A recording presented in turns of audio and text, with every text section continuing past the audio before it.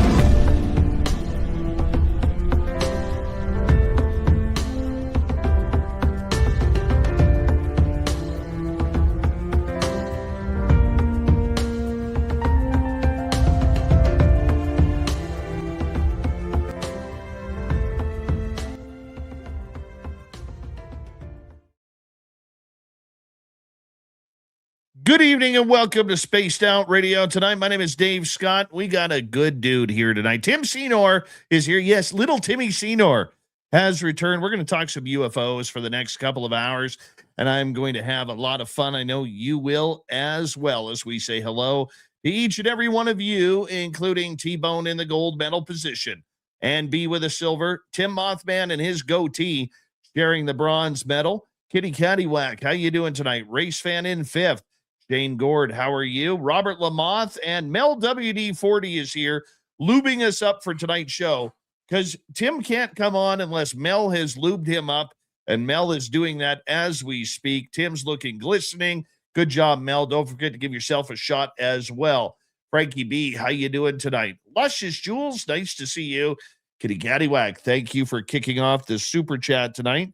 The Super Chat is a wonderful way to support what we do on this show on a nightly basis. So thank you very, very much.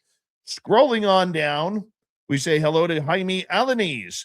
Jaime will be signing autographs after the show. Line up to the left of the studio, if you don't mind, to the left of the studio. Be gentle. It's his first time signing autographs, so we don't want to, overexert him. He might get a little anxious. Just let him take his time. He'll be fine.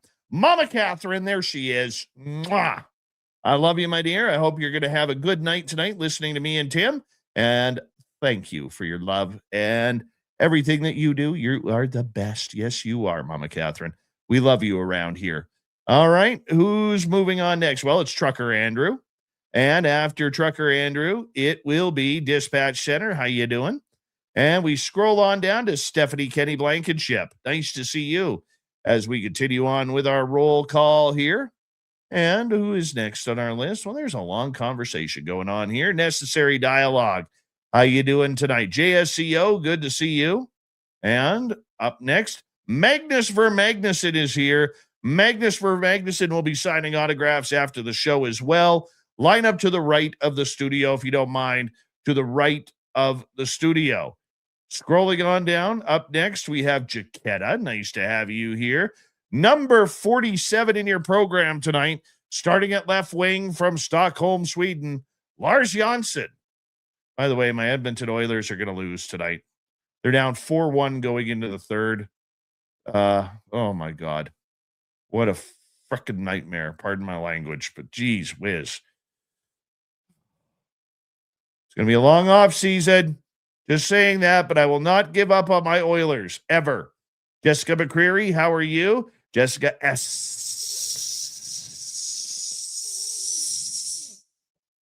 Good to have you here. All right, moving on down. Up next, Thomas Rock. Nice to see you. And who is next? Well, let's take a look here. We got to scroll on down to the right names. Undead Jed, J True Seeker, Little Cam, and Integrationing. Nice to have you all here. Ninja and Skip to Malou, good morning to you. Aussie Boss Tiger and Aussie, how you doing? East Coast Turnaround, thanks for coming on in on X. And who is next here? Honest Content. Sonny Sandu, how you doing, buddy? Hope you're having a great night, my man. And Warden Dragon, Dr. Bob, good to have you both here. And who is next? Algaray over on Twitch. So excited for Tim tonight. He bench pressed, leg lifted 250 pounds worth of unidentified flying saucers. I read that wrong, but my way sounds better. I'm just teasing. Hold on. Hello and welcome to the radio and podcast side of Spaced Out Radio tonight. My name is Dave Scott. We are in roll call on our YouTube side as we prepare for Tim Seanor to come on in and talk some UFOs. Algaray over on Twitch. So excited about Tim tonight. He did 250 unidentified flying leg lifts, and he didn't even break a sweat. Not a sweat whatsoever. You know what? Susan Alloway, how you doing? Nice to have you here. And Aussie Boss Tiger again. Tom King. Little Tommy King is here. Love the Tommy King. He's awesome. Hey, we're going to finish up the roll call with Jerence Carter. Jerence Carter. Jerence. It is that time of the night. Hi, Russell. How you doing? Where I'm going to ask all of you to do old Davey a favor. Throw those horns up. Let's rock.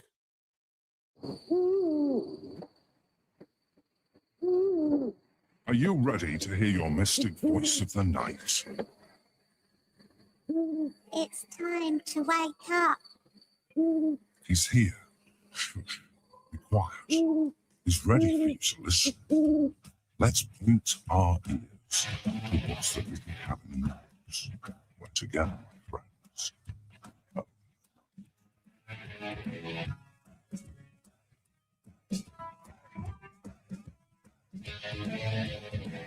It's time for Spaced Out Radio with Dave Scott.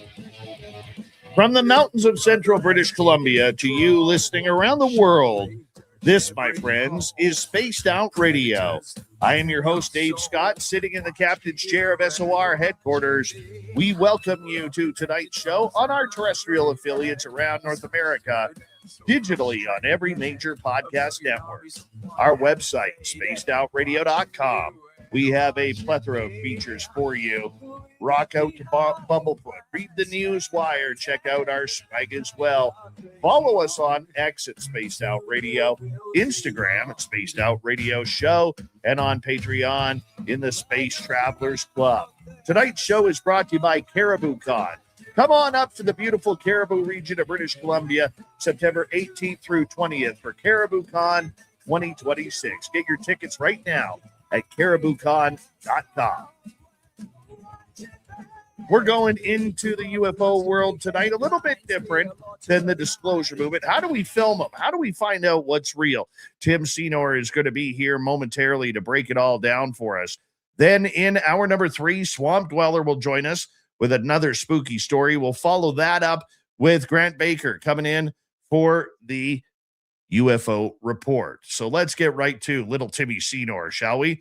Tim Seanor is a dedicated UFO researcher, filmmaker, and investigator, known for capturing compelling eyewitness accounts and exploring the truth behind unidentified flying objects. With a strong focus on real-world experiences, Tim has spent years documenting firsthand testimonies from individuals who claim encounters with UFOs and non-human intelligence.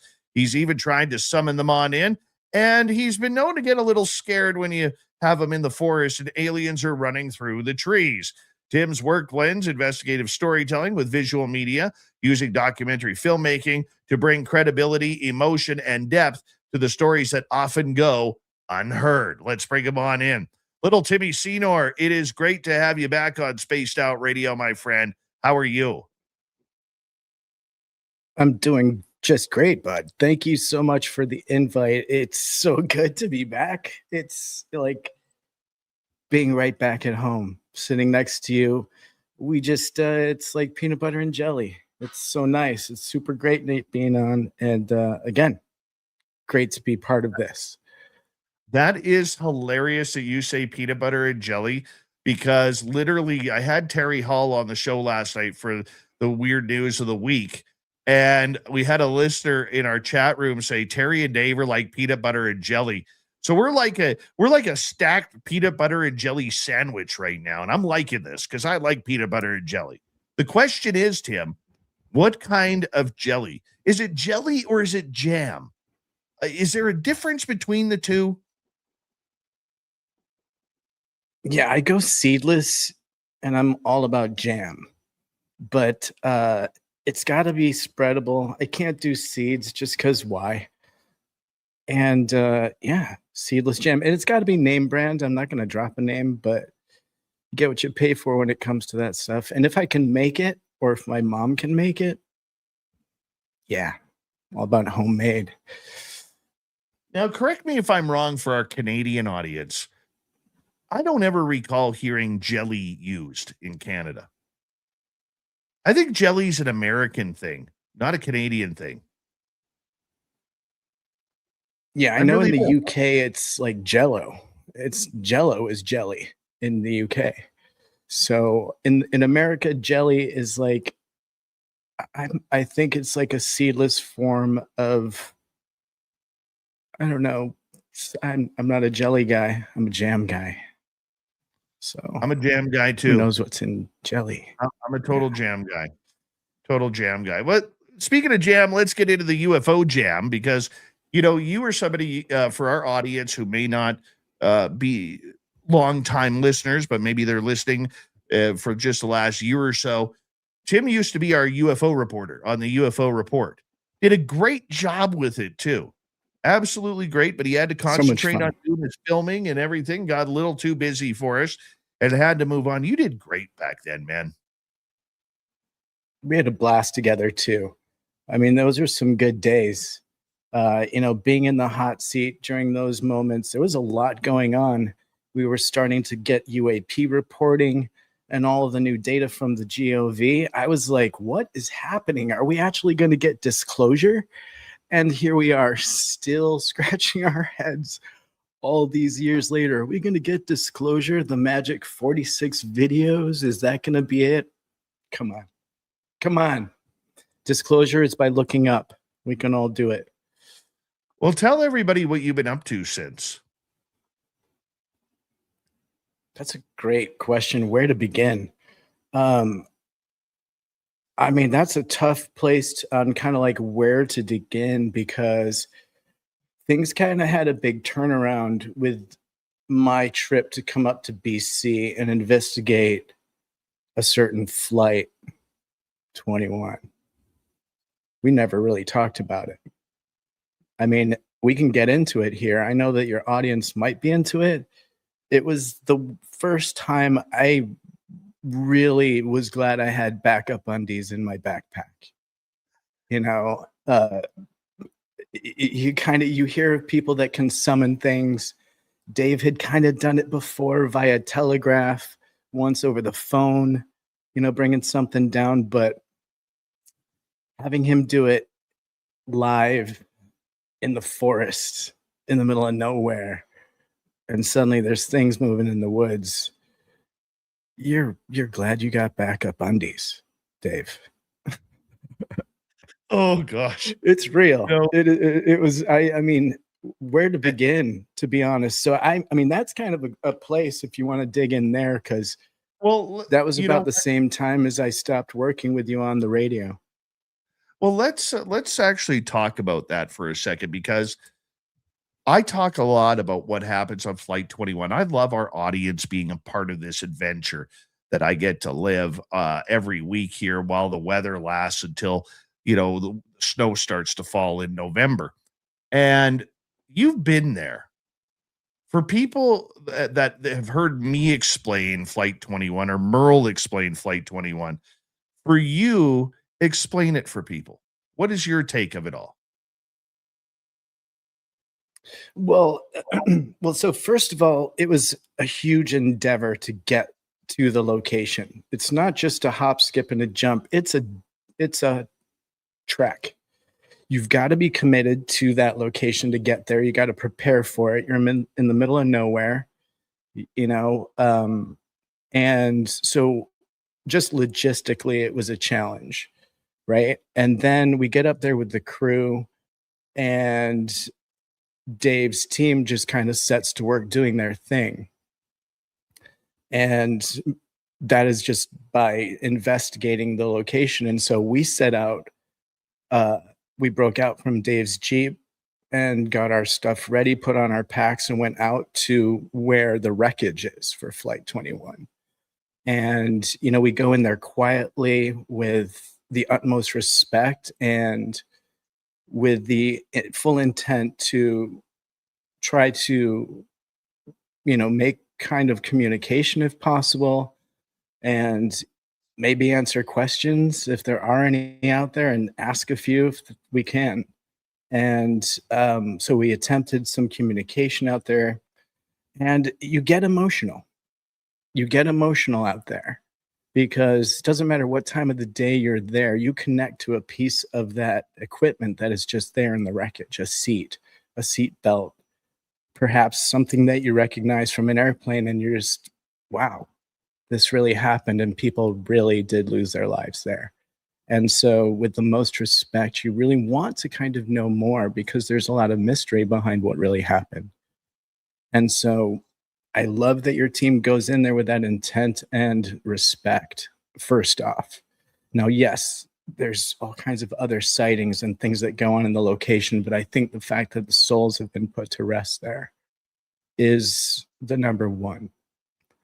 And it has a feeling of reverence in the trees. It feels solemn, you know, and yeah, there's definitely a feeling that you're not alone. What was it like for you on night number 1 when we were there in 2023 to hear those voices of men and women in the forest where they were loud enough to hear, but they were quiet enough that we couldn't make out what they were saying? I never heard them because I have tinnitus, but you, Samantha, Merle, Richie, you all heard it. What was that like? Yeah. It was bizarre because we weren't able to determine where it was coming from. You would think it was coming directionally from somewhere, and then it would sound like it's coming from behind you. And sometimes it sounds like it's coming almost from above you, which is even more confusing. So getting a location feel for it and then even capturing it. We weren't able to capture, I think, any of it on any of our devices. Now, at the time, we didn't have super sensitive recording equipment that is available to us now. But I think that would be something that would be interesting to try and capture next time. You said the last time you were on this show, you never wanted to go back. And yet now you're actually accepting the possibility of actually coming back to that location. What's with that? Yeah, what's with that? I think what's happened is I've learned a lot about, the fact that it's not just there. Like what you're experiencing up there is all over the place. And I've been to other locations since then and learned a little bit more about coping mechanisms, if you will. Like I'm still the first one out the door and definitely the biggest chicken in the group. And I'm cool with that. But there's an element now to it where at least I'm willing to go there. I know that no matter what, I can do a cleansing after. I know how to close things and to leave offerings and to do all the right things. And I think I feel more confident knowing the tools so I can leave things behind. I'm not going to necessarily have to bring anything home with me. But I think also I've had time to internalize what happened up there, right? Because What did you learn? I've been able to talk to more. Well, I mean, it's tough to say, really. I guess the big picture is that you can't have expectations at any location, and you have to let the evidence speak for itself, and not let your preconceived notions sway the science. And just, hey, if the data is showing this happened, you have to sometimes accept that. And that was the realistic awakening for me. And my data pointed to the fact that yes, Dave's able to bring things down in a psionic fashion, if you want to call it. That's a very cliche word, but in a mental state, you were able to bring a light down from the sky, and I filmed it like clear as day into the woods. Like there's just no other way to express that other than that happened in front of the entire team and on camera. And Dave was in a sensory deprivation situation, and yeah, emotional for me in the moment. And it took me a long time, I think, to come to terms with that. Especially when it was before people were talking about, this ability to bring things down. You were talking about this, and I was like, come on. Even, when you did it in Utah over the phone with my team, you told my cameras where to look. We looked, and there it was. Pretty cool. But to see it firsthand in the mountains of BC, out in the middle of nowhere, with all my tech running in front of everybody, including my camera team, starts to get a little bit undeniable. So, all science doesn't fit a formula. What was more scary, that happening for you, or hearing the next day, hearing that long Bigfoot roar way off in the distance, and then follow that up with being growled at by a Bigfoot at our base camp, which led to the UFO and alien sighting? It's still overwhelming, like that sequence of events, because that night there was a blue ball of light that was filmed that crossed across our path right before we drove the Jeep down the path. There was a blue ball of light crossed our path, and this was right after all of those sounds and howls and things. So I would really like to know what that was. The problem is there was no sound comparison to make, right? If there's no solid data on what a Bigfoot roar sounds like we've got a lot out there, but what do I have it to compare to other than the very famous stuff from Northern California and a few others here and there? But what's valid? What do you compare it to? So what we heard was bizarre. It was more like, it was a one-pitch roar for about 10, 15 seconds. Yeah. Yeah, and at that point, you're hoping it's just a wildcat or something. You're like, let that just be a bear. Don't let that actually be something that is a cryptid that I have to cope with right now. I'm not ready for one location, by the way. We parked in one spot, and all of this happened in areas around this one location that Dave's talking about that we spent time at. It's an amazing location. And the fact it's still elusive because you don't know what to prepare for. So even with our great setup, we were still surprised by things and scrambling to capture data, and I think in those scrambles is where your mind starts to be in a little panic, because you're just trying to capture data and you're like, wait a minute. What if everything Dave's been saying is totally real? You're like, this was a really bad idea. I shouldn't be here. Glad I wore my running shoes. Oh, I laugh because follow the skid marks down the mountain.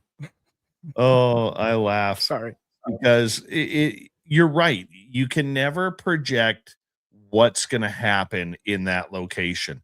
Like when I was there this past Sunday, and I will be going back, or Saturday, and I will be going back again this coming Sunday. I literally was so uncomfortable out in the trees. I did not feel 100% safe at all. We knew there was something big back there. I don't know if it was a Bigfoot. I don't know if it was a moose. I don't know whether it was a wild horse or a big bull bear. I really don't know.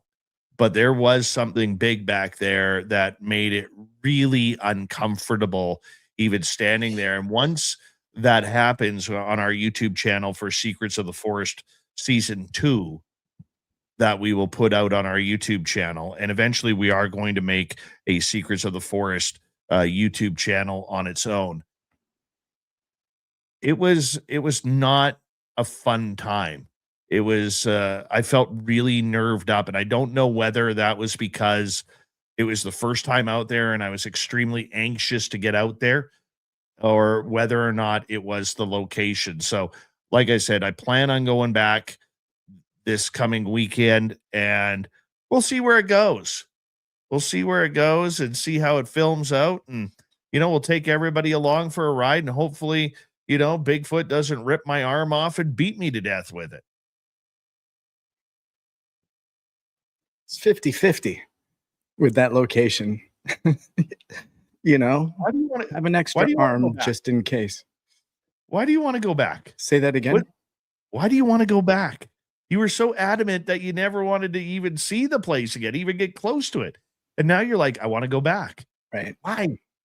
Well, because I'm faster now, right? With my gear. So I'm really familiar with my tech now. I wear it all kind of around my waist. And the likelihood of me being able to capture something in a moment is like being a gunslinger, right? And so I've kind of refined my technique. I feel way more prepared for this stuff, whether it's a haunted location, or UFOs or whatever it is. I feel more prepared, like both mentally and with my tech. I used to go to locations with an RV full of heavy stuff that would, it would take an investigator to take 2 devices out and take readings. Well, now I can take things out and just drop them at locations, have them start reading data onto my computer, and then I just have everything else around my waist and I can go out alone. I just feel far more, prepared, I guess. And I understand the data that I get in real time. I think a little bit more. I think it's experience. I was very green, and I didn't believe that there was anything outside of the very scientific norm that I'd been raised around. I'm I'm a structured science person. You know that about me. I'm very into that scientific method. I want it to be repeatable for me to believe it. And so that's kind of what I look for, is that repeatable data. And what I'm finding is that there is an element of that even to this, which is a huge relief. But at the same rate, Dave, I got to be 100% honest. When I go to these locations, my intent is to get the data and I want it all to happen, but I don't want to have it happen. Right? My fear and curiosity is even. Right? And I don't know how else to express that. I will just bolt. I totally and just get it. leave my gear and bolt still. I don't want to get abducted. I don't want to shake hands with Bigfoot. I want to get good data and get good video. But I don't want to be so close that they can either take off a limb or abduct me or probe or whatever they have going on in their repertoire of to-do list items. I'm not down. I'm not down for any of that. We got about a minute to go here. We got about a minute to go here. What would you have done if those aliens that you saw and the rest of the group saw had come up to us and said, "Hey guys, do you mind if we hang out for a bit?" Have you ever thought about that? Because I have. Yeah, I have. And I don't like it, but my instinct is to get behind the guy with the, with the answer to everything. Security kind of could handle it. I'd probably get behind security. I'd capture the data, but I'm not in line for that. I know you are. I'd probably push you towards them and run away. I know I'm faster than you. A lot of people are faster than me, except maybe Random Guy. I think I could beat Random Guy. I totally do. Random Guy. Oh, blast from the past. Story. That's another story, old Random Guy. But we have about 10 seconds left, Tim, before we go to break here at the bottom of the hour. Tim Seanor, independent filmmaker, documentarian, formerly the SOR UFO reporter, back on the show with us tonight to talk about what he's doing to try and film UFOs. How do you film a UFO? We're going to find out next with Tim Seanor. It's going to be great. We got him for another hour and a half. So check it on out. This is Spaced Out Radio.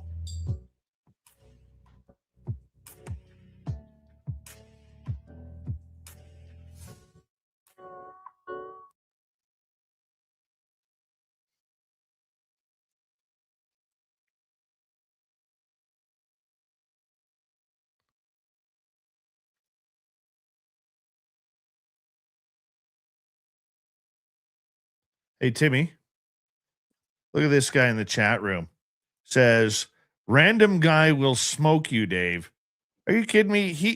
He's so big he waddles. He can't even run. He waddles like a giant duck. I don't know. I think you might be surprised. He might be packing some speed. With the size of his legs, he waddles. He's a waddler. If you Hillbilly dangled a Herb, how you doing? bottle of something, I'll tell you. if you dangled a bottle of something in front of him, Yeah, get him to run fast. little aqua Go for velva right there.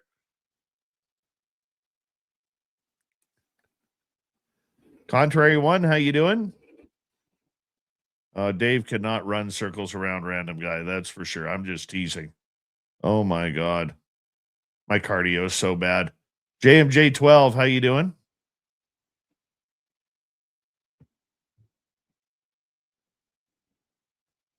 All right. Let's see here. Anybody else I'm missing? Evan Walters, you're pissing me off tonight. You haven't done anything wrong, but you're pissing me off. Just want to let you know.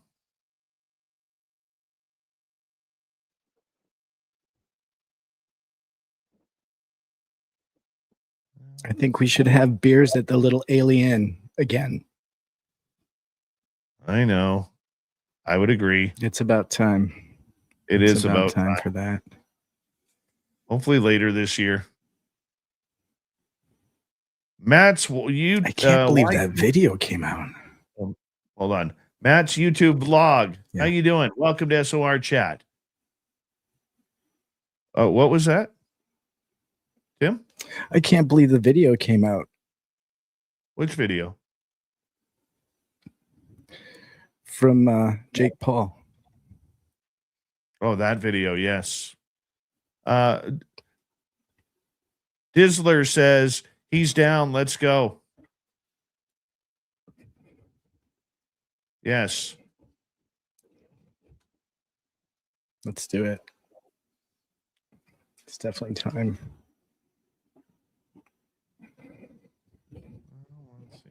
We got about 3 minutes here. Hold on. Come on, boys. We're down 2 with 8:49 left in the third period. Oh, my God. Yeah. Getting sick to my stomach right now. Sick to my stomach.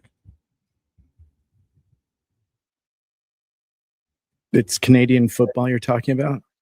No, NHL hockey. Yeah, Canadian doesn't football. start for another month.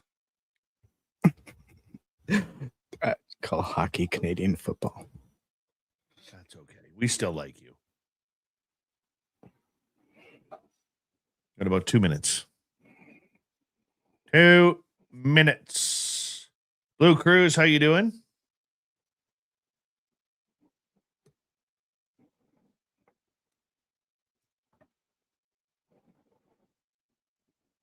Come on, boys. We need 2.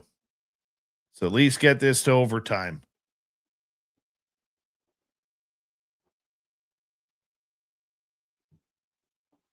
So, Timmy, when are you going to come up and play? Yeah, I think this summer. Good. Yeah. Good. That would be fun. Oh.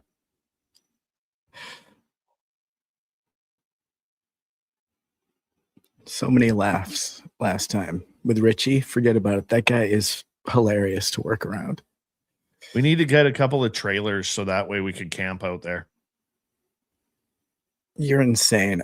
There's no way I could sleep out there. No, I'll never sleep at the location again. That was dumb. That was dumb. But there's an area a couple of miles back that we could pull in there and with some trailers and set up camp. I still And then haven't even talked about the scariest moment. All right. We'll talk about the scariest moment coming up here.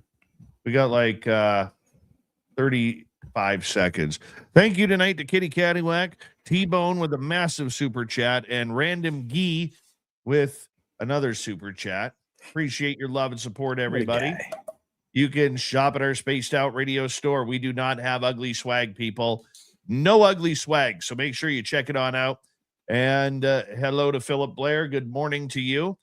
And we're going to get going here in like, I don't know, 7 seconds. Yeah, 7. Now 5. Now 3. Here we go.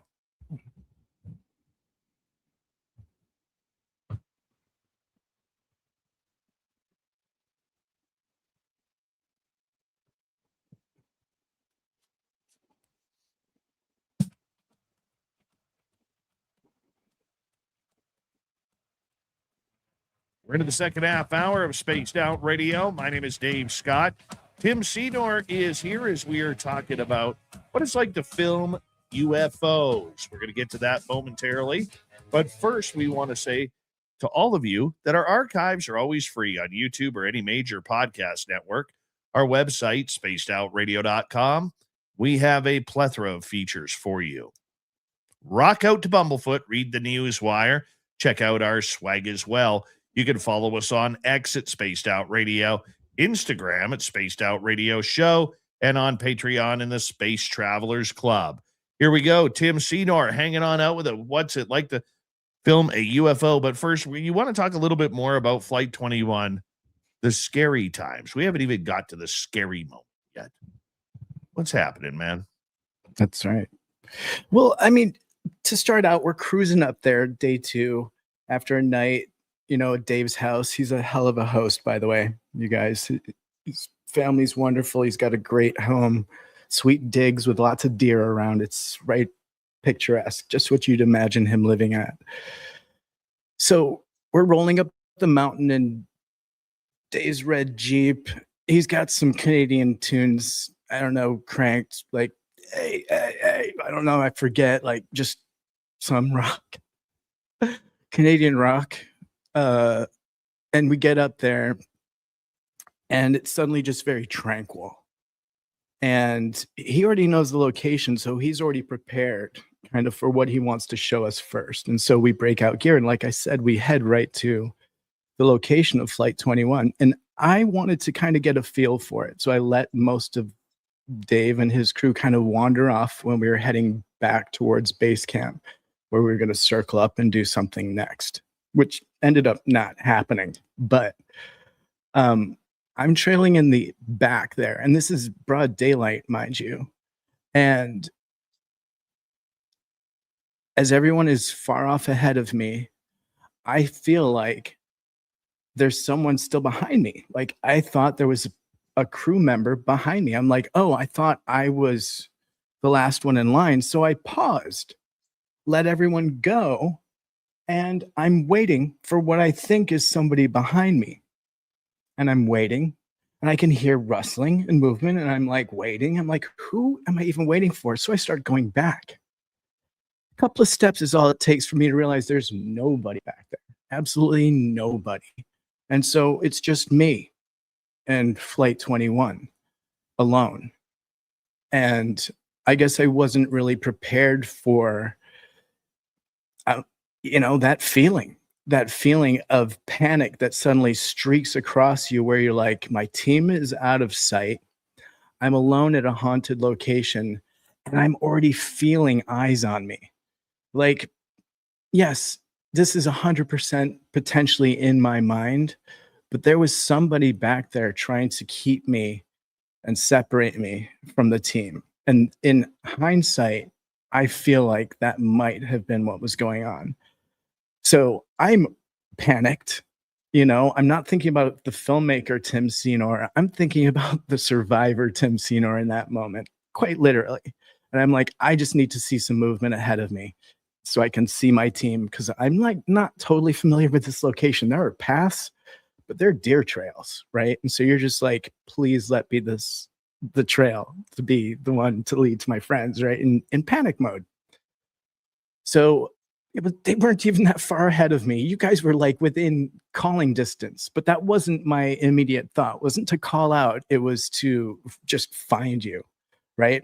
And the weird thing is, I felt like calling out, I'm in a bubble. Like you wouldn't have heard me anyways. Like the way that forest works, it just kind of surrounds you. And yeah, I was in a little bit of a panic mode. And I felt in that moment that someone was trying to separate me from the team. And I don't think I even told anybody that. That was just like my own, just in my head weirdness. But in retrospect, that's a maybe. Now knowing what I know years later and what can happen at real haunted locations, weird and, work in mysterious ways. And they're kind of vortexes sometimes, in like time and space. And it seems like they can suck you in and confuse you. And that's what I felt like. A little panicky, very panicky. But yeah, I caught right up to you guys. And we were already like, you guys were already on to something else and like asking if we were hearing voices. And that was all around that time. So who knows what was linked and what was actually happening in that moment. It's hard to know what was happening in that moment. I've had that happen before. I think one of the scariest moments that I had up there happened this past weekend with our videographer, Mike, where we heard like a bluff charge through the trees, probably 50, 60 yards from us. And you know how a horse will kind of sort of shake its head and ruffle its nostrils to make that type sound? Oh, yeah. Right? Yeah. We heard the bluff charge, and then I yelled out, "Hey, we're over here. Where are you located? Can you tell me where you are?" And then we heard that, like that head shaking kind of noise. And I wasn't sure if that was a horse, if that was a moose. It definitely wouldn't have been a deer. Could have been a bear. Could have been Sasquatch, a dog man. It was something big. And I remember looking at Mike and I said, I think we need to go back to our base camp. This just is a little unsettling. And, like Tim, where we go now, you have a bit, but we actually go, if you're facing north at 12 o'clock of where we park, and to the right at 3 o'clock is the trail to go into the crash site. We're actually going back into like 12:30, 1 o'clock, 1:30 back into the trees back there. And that's where the tree knocks over the fallen trees. She'd go way over back. the fallen trees and Yeah, back. there's a lot of Oh, fallen wow. trees Okay. there. So Yeah. it's intimidating, man. Like it caught me off guard. Like there was something big back there, and I'm just like, I really do not want to defend ourselves here. I really don't want to, but that was the feeling. So we made our way back to the base camp, but we just kind of sat there and waited for something to happen. Because I think maybe we pushed in too quick because I was too excited. And I think that's what happened. But it's a learning experience every time you're there because you can't prepare for anything because, like you said, every time you go to these locations, it's always different. It's the same location, but it's a different atmosphere every time. And you've noticed that in the other locations that you've been to? Absolutely. Absolutely. And you know what? I want to talk about some of those spots, but before we do, I want to put you on the spot for a moment, Dave. Okay. What did you see when we were looking into those woods and somebody got some images of what might be aliens? What did you see? I saw the UFO. That's what stopped me was I saw the UFO. Describe the it. bear or the are you talking about when the aliens were in the trees that you saw and Sam and everybody? I didn't see them. Yeah. What did you see? I couldn't see them. Everybody was pointing. They're over. Look over here. Look over here. And I'm looking, and I can't see anything because I saw the UFO in the trees. You guys, here's one of the things I hate about the phenomena. Yet it absolutely intrigues me beyond any reasonable doubt. There were 7 of us there. I'm the only one who saw the UFO in the trees, but I did not see the aliens looking exactly where you guys were. All 6 of you did not see the UFO, but you saw the aliens walking through the trees and hiding behind the trees. I can't figure out how I could not see them, but you could. But you guys couldn't see the UFO on the ground, only maybe 20 yards away, if that. And I'm looking at it like I'm pointing at it like it's right there. How do you not see it? It's right there, that big brown thing. And you couldn't see it. That tripped me out, man. It still trips me out.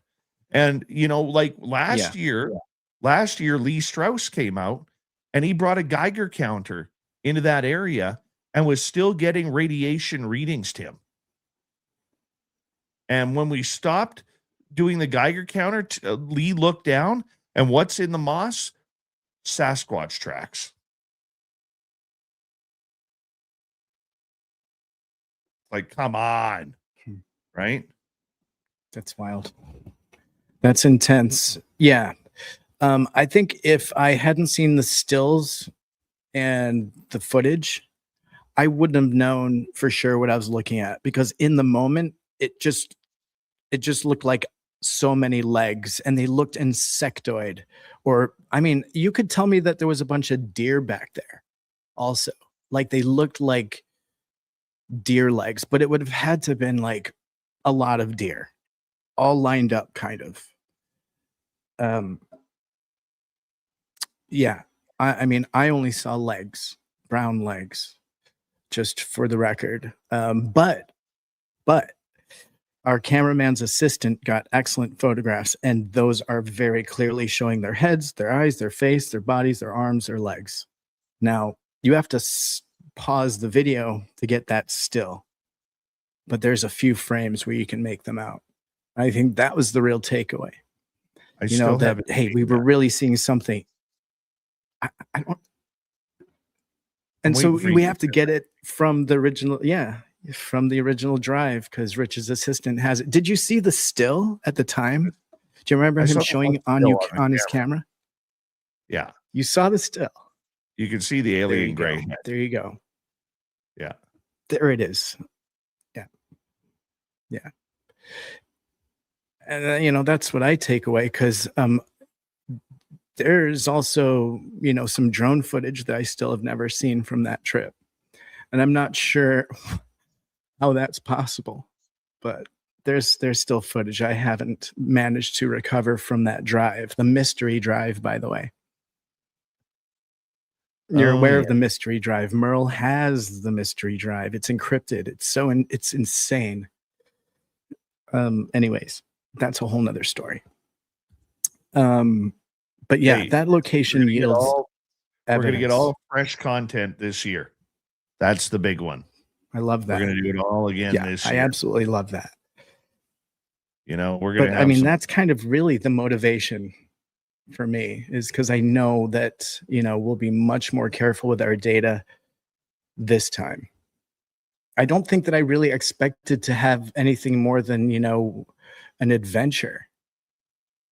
I didn't expect to have turn by turn paranormal weirdness.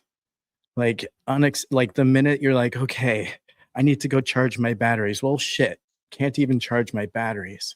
Like our camera people are like having to like drop their gear and like shuffle to like help us to film stuff. It's happening so quick out there. It was absolutely insane. But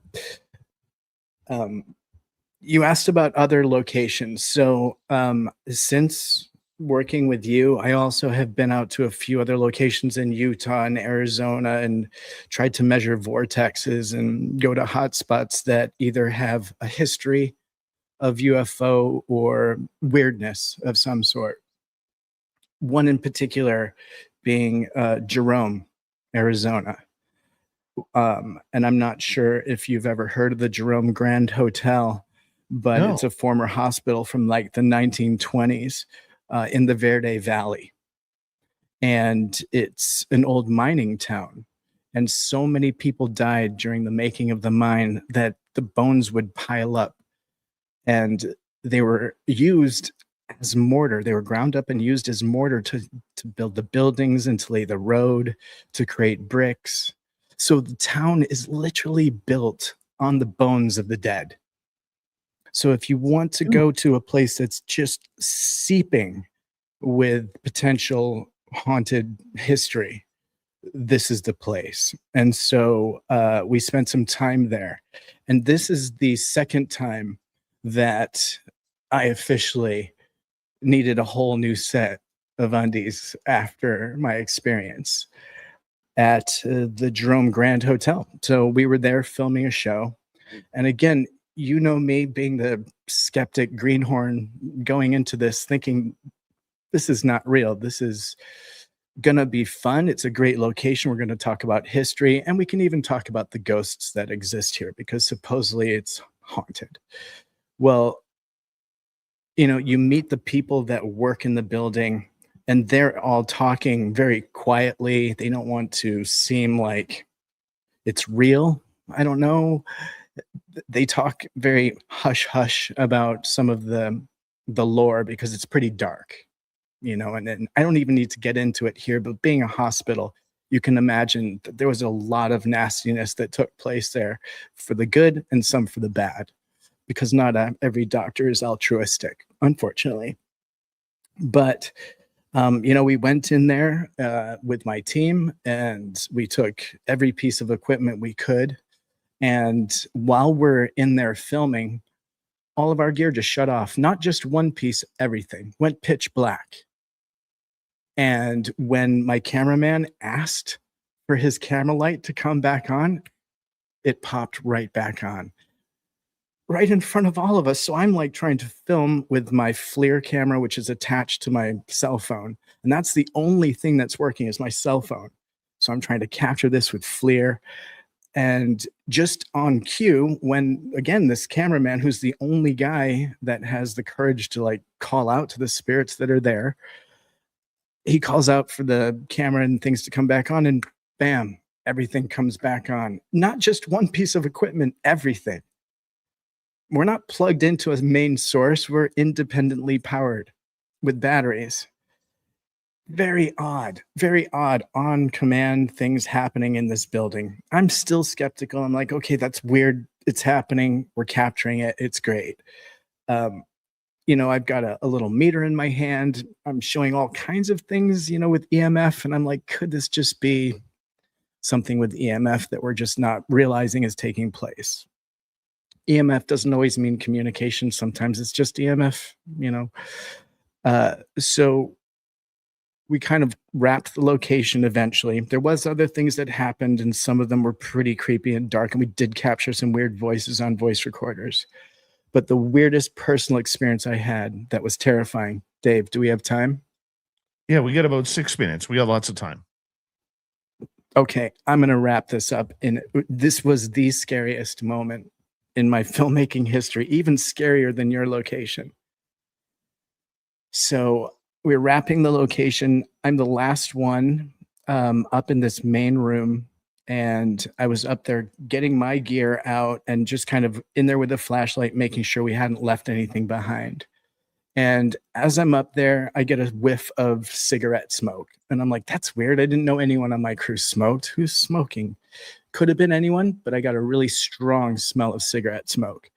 And so I'm like, okay, whatever. I turn around, and as I can just see, there's no lights on, but there is lights in the main doorway down the hall and down the stairs. So there's like a little ambient light coming from one source in the room. So I'm making my way there. I can kind of make out features. Something right next to me blew into my ear. And Ooh. there was nothing there, but it was definitely a breath. And it definitely seemed intentional that whatever was there wanted me to know it was there. It felt literally as if a human was just blowing into my ear. And it was in my right ear, and it was absolutely terrifying. And in that moment, I felt absolute panic because I suddenly realized that was a real thing. This was all real. Like there was probably not one, but many in there standing right next to me. And I had that feeling of claustrophobia and panic, and I just bolted out of there. And as I made my way out, my main cameraman asked for a cigarette. He doesn't smoke. And I had just had this experience. His eyes, and this is like our upbeat camera guy, his eyes were dark and it just didn't seem like him. He started getting violently ill and starts projectile vomiting. I decide I'm going to film with my psionics what's happening with him so that at least we're capturing what's going on. Meanwhile, I'm like, should I be doing this? Like, this should be 911 right now, but he's acting super weird, asking for cigarettes, super sick over nothing. So I'm going to pause here because we did take a moment for medical for him. And I kind of like stopped filming and we did everything to take care of him. But I have to say the sequence of events convinced me this was not only a real location, but there is something to other energies. Somehow it felt human, that breath, like there was a breath on my ear. That's a human thing. So whatever this was kind of like a human form. I'm guessing, I'm picturing. That's what came into my mind in the moment. And that was honestly the most panicked I've ever felt. And what did I learn? That this is absolutely real. And you have to respect locations that have history. Not that I didn't, but whatever was there wanted me to believe, and sensed my skepticism. And I believed. 2.5 minutes before we have to go to break. Before we go to break here at the top of the hour, Tim Seanor is our guest tonight on Spaced Out Radio.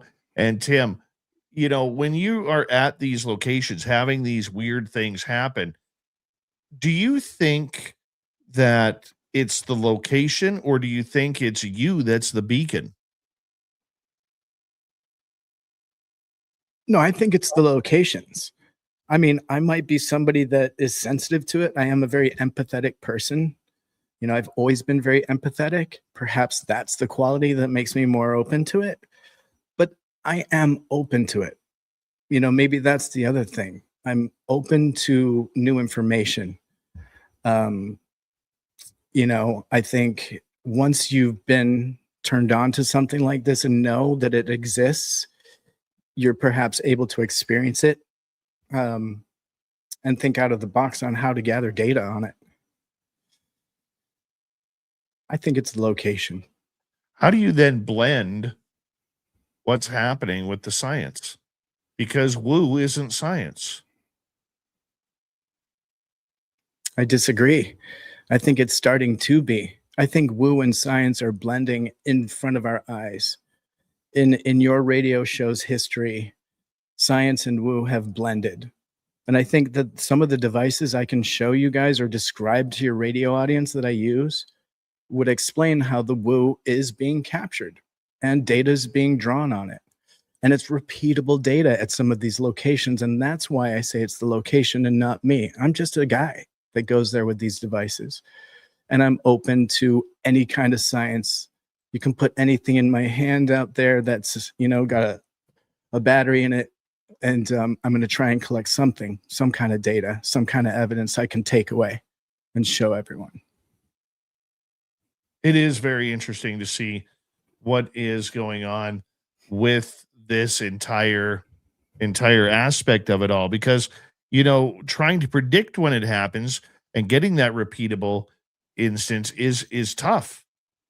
It's very tough. Yeah. And that's why you need the hotspots, like your location that you can depend on. You've gotten data every time you've gone up there, whether you had a device to collect it or not. Your senses were able to pick up on it. Now you need to go up there with things that even your senses can't pick up. You'll go up there with lots of sensory devices, got to open up the array of which you're looking at from just this narrow field to a really wide field of view for collection of data and information, because it happens right there. Tim Seanor is our guest tonight on Spaced Out Radio. We got him for another hour. We'll get some audience questions and more UFO talk. This is Spaced Out Radio with host Dave Scott.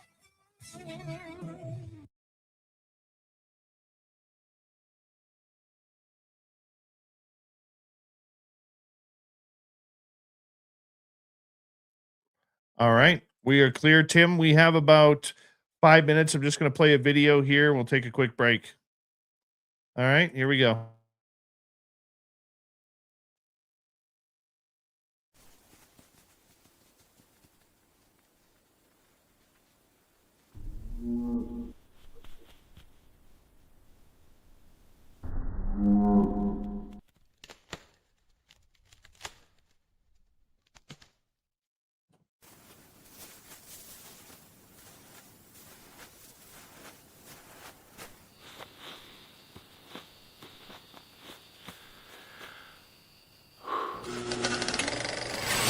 Our merch is Bigfoot approved.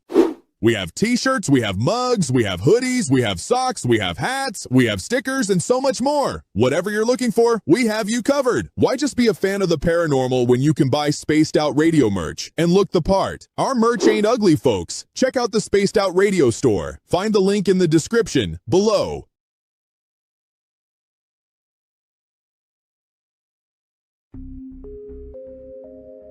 Lurking within the forested region of the 108-mile ranch, where the worlds of the normal and paranormal collide.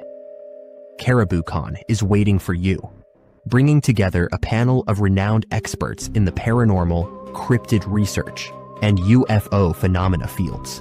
Get ready for a spine-tingling weekend in the heart of British Columbia. Enjoy fascinating discussions, presentations, tours of local haunted areas, and skywatching.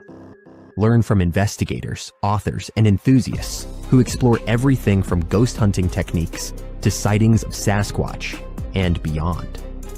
Whether you're a seasoned paranormal researcher or just love a good spooky story, this is your chance to connect with fellow enthusiasts in one of BC's most mysterious areas. Tickets are on sale now. Grab yours before they're gone. Visit cariboucon.com for details, tickets, and updates. Are you ready to dive into the weird and wonderful world of cryptids, cartoons, and chaos? Meet Dirty Filth, Spaced Out Radio's resident cartoonist and master of the mysterious. Every Saturday at 2 p.m. Pacific, join him live on the Spaced Out Radio YouTube channel for Cryptid Cartoons with Dirty Filth, a hilarious hour where he sketches bizarre beasts, shares mind-bending stories, and battles his mischievous cats. Whether you're a UFO enthusiast, paranormal fan, or just love quirky art, Dirty Filth filters the universe through his unique lens, creating cartoons that capture the strange, dark, and supernatural. Follow Dirty Filth on X at Filth1 or Facebook at Dear Filth for more filthy fun. Find his link in the description below.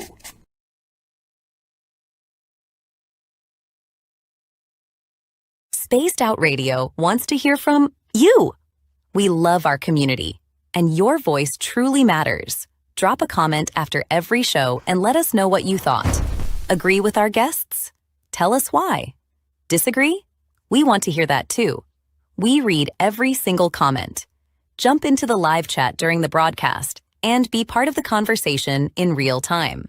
Got a killer topic idea? Your suggestions help shape the show. And if you want to take it even further, join our Patreon for bonus content and direct feedback opportunities with Dave and the team. This is your show as much as it is ours. Whether you're a longtime listener or brand new, we want your thoughts, your questions, and your ideas. And let's keep building this incredible community together. Spaced Out Radio, where the conversation never ends. What are you waiting for? We're listening.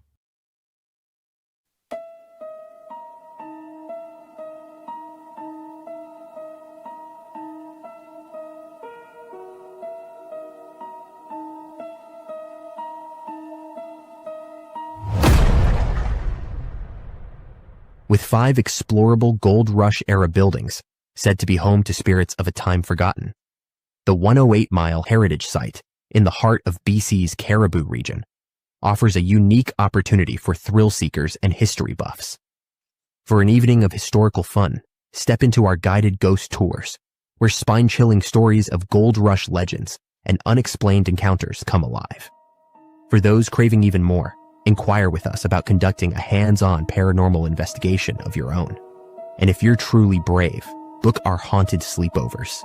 Spend the night at our B&B inside the McNeil House to truly experience this historical landmark and its ghostly secrets firsthand.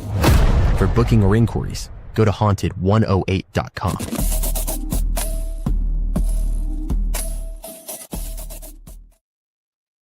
All right, we are back. Myself, little Timmy Seanor, and I just can't take my jersey off. I can't.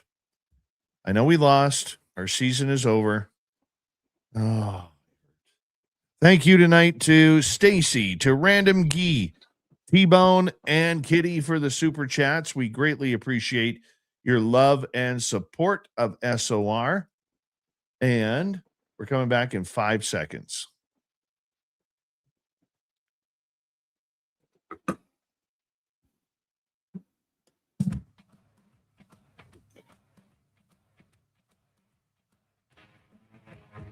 Here we go with the second hour of Spaced Out Radio tonight. My name is Dave Scott. Thank you very much for tuning us on in wherever you are on this beautiful planet we call Earth. Hello to everyone listening in on our terrestrial affiliates around North America, digitally on every major podcast network. Our website, spacedoutradio.com. We have a plethora of features for you. Rock out to Bumblefoot, read the Newswire, check out our swag as well. You can follow us on X at Spaced Out Radio, Instagram at Spaced Out Radio Show, and on Patreon in the Space Travelers Club. The Desert Clam has set the password for tonight in the SOR Space Travelers Club. Quatch. Quatch is your password. Use it wisely, Space Travelers, as the Clam sets the password each and every night right here on Spaced Out Radio.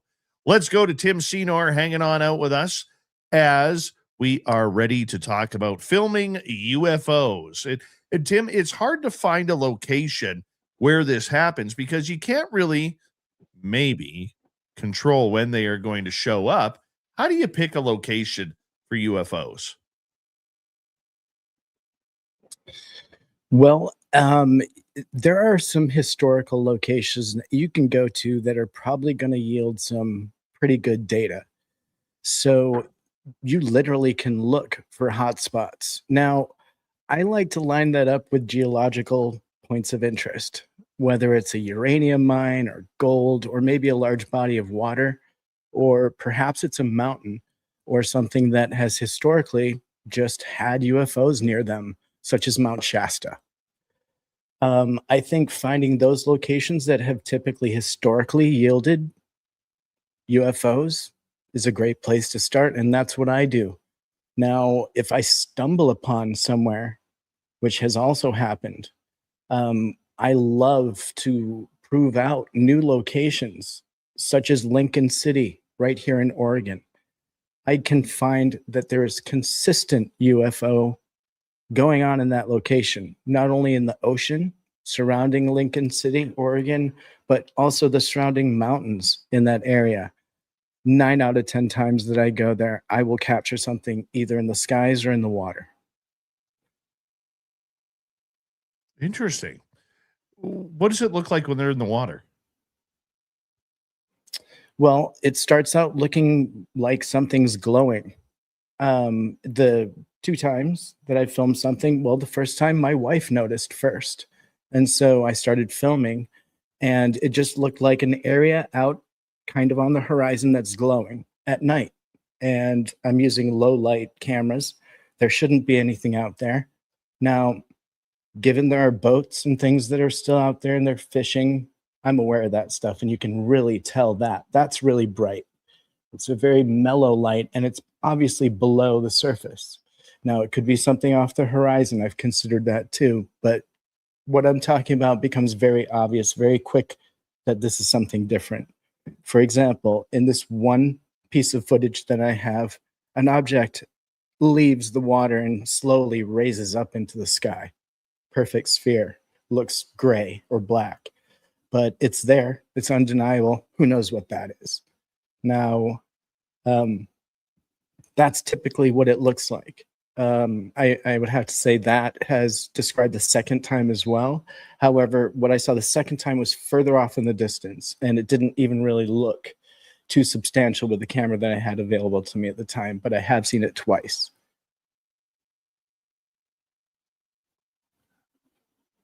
You have always been somebody who looks for the scientific side of everything, but you also now understand that there might be something to do with the whole summoning aspect of UFOs as well.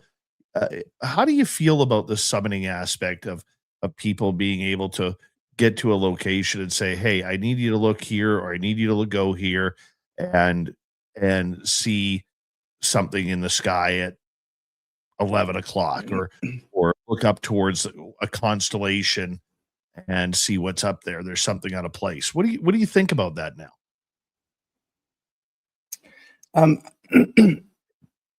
I think that's potential. There's potential there for certain people to be able to repeat locations and show objects yourself, or like Chris Bledsoe, who's very famous at doing this. Now, of course, it's great to be skeptical. Everyone has an opinion. It really seems to divide people when you bring this up. And personally, even though I've seen it firsthand, I have to see it a lot of times for me to be able to collect data each time and have results, to be fair to science. I have seen it a few times. I think it's potentially a real thing. I need more data. And to be honest, I would like to get some biofeedback on you while that's happening, and see if there's anything that we can corroborate there. And maybe there's some biorhythms and some RF that we can match up. And maybe there's a connection that we can prove. Now that's interesting, that I'm getting the same signal from something in space as I'm getting from you. Something that looks similar, but a human version of that. If that makes any sense. I've seen that kind of connection. I'm trying to align it. A lot of people will say that summoning is impossible, that you're only seeing satellites, or you're seeing, airplanes flying in the sky in the distance. Yet there are people out there who believe that it is possible. I mean, you've been around it when it's happened. Have you been convinced that it is possible? It's possible, but then again, I think anything is possible after everything I've seen. It's a matter of if it's repeatable, and that if I can prove it through some sort of scientific method, which I'm sure there is. I'm trying to put that together. Like I said, matching brain waves with RF and seeing if some of those waves kind of make sense, that these could be linking up and communicating. That would be, that's a whole new science. That would be fantastic. I know Gary Nolan's a true believer of this kind of thing. There's something to it, but coming up with the technique to prove it is what it's really about. At this point, yes, I think it's possible. Yes, I've seen what I think it looks like firsthand. If this is real, I've definitely seen it. And I think I've even got data, each time. But for me to throw a answer at that wouldn't be fair to the question, because I don't have enough reasonable data to be able to have a conviction on that yet. What's wrong with your eyes being the data? Oh yeah, my eyes know nothing. I mean, if I didn't have these, life is a blur. Just a little piece of glass is all it takes to tell me what I think is the truth. Ridiculous. So I can't trust my eyes. I can't trust my ears or any of my senses for that matter. It needs to go beyond me for that matter. This isn't even about me. It's about what's really going on and to tell some truth about it, you know, and to not have an opinion as just a person that gathers the data. It's not up for me to really have an opinion. I need to stay as neutral as possible out in the field, Dave, to be completely honest with you. So I just collect data. Even though something blows my mind, I can't be like, oh, it's real. That guy's real or this guy isn't. I can't determine that. It's not fair to that question. So what is a fair answer and assessment then? That's going to take time, right? And I'm just digging into it. Other people need to be doing the same thing as me in the same method, right? Whenever they do it, or I need to repeat whatever science they're doing. We all need to get on the same page, being, doing the same kind of science, which I do. I look at what's being done and I try to repeat what's being done and prove that their technique is working. And I make my science public to make sure that if people want to repeat what I do, they can get similar results, hopefully, right? I mean, I take a package that's very similar to what I'm going to show your audience here, and I can tell your radio audience. It looks like this. I can wear all of that stuff on a belt. It's about 12 devices. And it ranges from different RF meters and other little mini radar devices that I can drop at locations and kind of triangulate and get information on what's in the sky. I have an invisible laser grid that reads what's popping in and out of the atmosphere above us. And I'd love to show this to you, but I know you're radio, right? So that's not going to help. Maybe in the break I can show you guys. But the idea is to do things that are undeniable, right? Have a piece of science and a piece of tech that's really easy to duplicate and have other people do it. Because to be honest with you, Dave, hotspots are great, but these things are everywhere, not just hotspots. And whether that's, our awareness or something's ramping up or what it is, I don't know. But according to my devices, I see them right over my house all the time. And yes, they look like plasma balls or something, but who knows what I'm looking at this point. It seems to be almost everywhere, not just hotspots now. You ready for some audience questions? Let's do it. All right. First one coming from Carrie. What did the UFO look like? Was it metallic, glowing, or alive? Question for Dave. Well, that would be for me. It was a flat, light brown color. And what I remember of it was it was not big, but it was shaped like the outside of a number 8. As weird. That's the only thing that I remember is that it reminded me of an ice cream cone. Like if you go to Dairy Queen and, you see them, you got the cone and you see them put the ice cream on and then they push the thing down to make the second roll. That's what it looked like. And the only reason why I knew it was metallic was because the way the sun was at that time, it was shining off the top left corner. And what color it makes brown? It's yellow, orange, white, green, and black. And the way the sun was hitting the top, I could see those colors kind of shining, which made me know that it was metallic. And that's where I was like, okay, that's a UFO. That's metal. That's what we're looking at. And then it was seconds later, Samantha Mowat called out that there was something walking in the trees and everybody rushed over there. I was still staring at the UFO at that time. And they were like, there they are. There it is. There it is. Behind the tree. And I quickly ran over because I wanted to see some aliens. I never got to see the aliens. But the 6 others did. And by the time I couldn't see them, I got frustrated. I went back to see where the UFO was. And this is maybe in a span of 20, 30 seconds. I walked back and the UFO is gone. And I will never know how to explain that. I mean, Tim, you saw the legs. How many pairs of Yeah. legs did you see? I don't know. I've thought about that a few times. I feel like I saw like 7, so maybe 8 single. They were moving. I mean, it could have been. They looked very insectoid to me. Right. Whatever those legs were.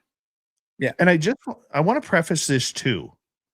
Okay. Prior to this incident happening, we had heard a large, long Sasquatch roar way off in the distance.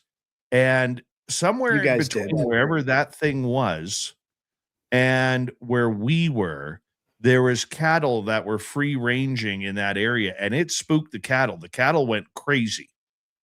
So we decided to go back to base camp. And as we were walking back to base camp, we hear this, and I can still feel it. I don't know if you can, Tim, but this real guttural grrr coming from our base camp. And that's what scared the daylights out of me, because we had to do a big 90 degrees to get up. You know, we're on the bottom part of a 90-degree angle on a trail.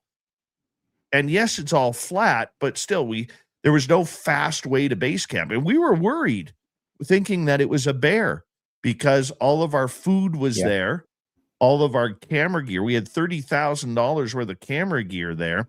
All of our clothing was there, all of our supplies. Like, bear versus food and supplies doesn't make a good mix. Okay. So I was looking through the trees, trying to see if there was a bear coming through the trees. And that's how I noticed the UFO. And by the time we got back to base camp on that day, which was after the alien incident, we get back to base camp and nothing had moved at our camp. And this is why I strongly believe that whatever growled at us from base camp was not a bear. A bear would have got into our stuff. There was no footprints. There was no food that was touched. I mean, we had open bags of potato chips there. They would have been strewn all over the place. Nothing was touched. And that's why I believe that a Sasquatch warned us about the alien and UFO on the ground. As quirky and as weird as that seems, I will always stand by that, Tim.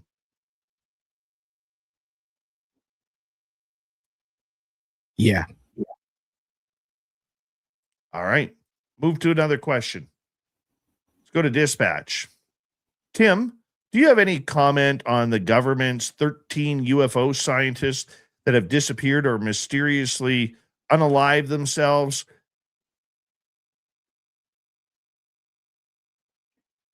Yeah, no, I don't. I know that's a thing, but I mean, I can't have an opinion on that. I haven't researched it enough, and the research I've seen shows that there's a link, and that's highly suspicious. I hope that they follow up on it so we can determine if there's a connection, Would hate to think there's something nefarious happening around this subject. Me too. Me too. It actually kind of bugs me. Not going to lie. It really kind of bugs me. All right, moving on. NT is asking. I saw a video just out of old footage of a woman describing ETs that are robots, and sometime after the video, she was deceased. It seemed from years ago. I don't know anything regarding this. Do you have any comments? I've never seen the video. And no, unfortunately, that's a really vague question. And I don't even know where to start with that. I apologize. And I'm sure Tim. The only thing I can say is I have interviewed somebody. And if you go to my YouTube channel, not that I'm promoting it because I don't do it for that, but I did drop an interview where I interviewed a guy who had a robot. A portal opened in his room, a robot ET jumped through there, realized he was there, seemed surprised, and ran around the corner. Another portal opened, and he jumped through that portal. And that was the whole experience. And I mean, if I was to describe him, if you know Bender from Futurama, very similar description to Bender. So that's a thing. All right, let's move on. Let us go next to JSCO. Have we seen the alien images here yet? No, I haven't even seen them. I have not even seen them. Tom King is asking, we do have Tim, the would drive. would aliens prefer sativa or indica? Oh, they're indica. They're all indica aliens. Yeah, for sure. T-Bone wants Good to know. question, Tom. T-Bone wants to know, what do you think of the Kumbugas incident? I'm not familiar, T-Bone, of course. T-Bone with the one I don't know about. Is this the Boogosphere thing? Kumburgas. Let's see. Oh, that's the video in Turkey where they zoom in from 2007. Okay, Oh, yeah. They zoom in and you can see the aliens Good stuff. inside the ship. Sure. Sure. I need more data, but sure. Let's hope that's a real one. Yeah, that'd be great. A real one. Yeah. I would love that to be a real one. You know, I mean, just the fact that you've seen that, something like that actually happened. And the Canadian Mint actually made a coin over it. It happened at a hospital in Cowichan Valley on Vancouver Island, where in the middle of the night, a nurse went in to check on a patient. Patient was sleeping, but so she went to close the curtains of the window. And when she looked out the window, there was a UFO hovering right beside the window with two occupants inside the UFO. Wow. Yeah. The Canadian Mint actually made a coin of that. Necessary Dialogue is asking, Tim, with all the data you have collected, what have you observed or close to concluding on, if anything?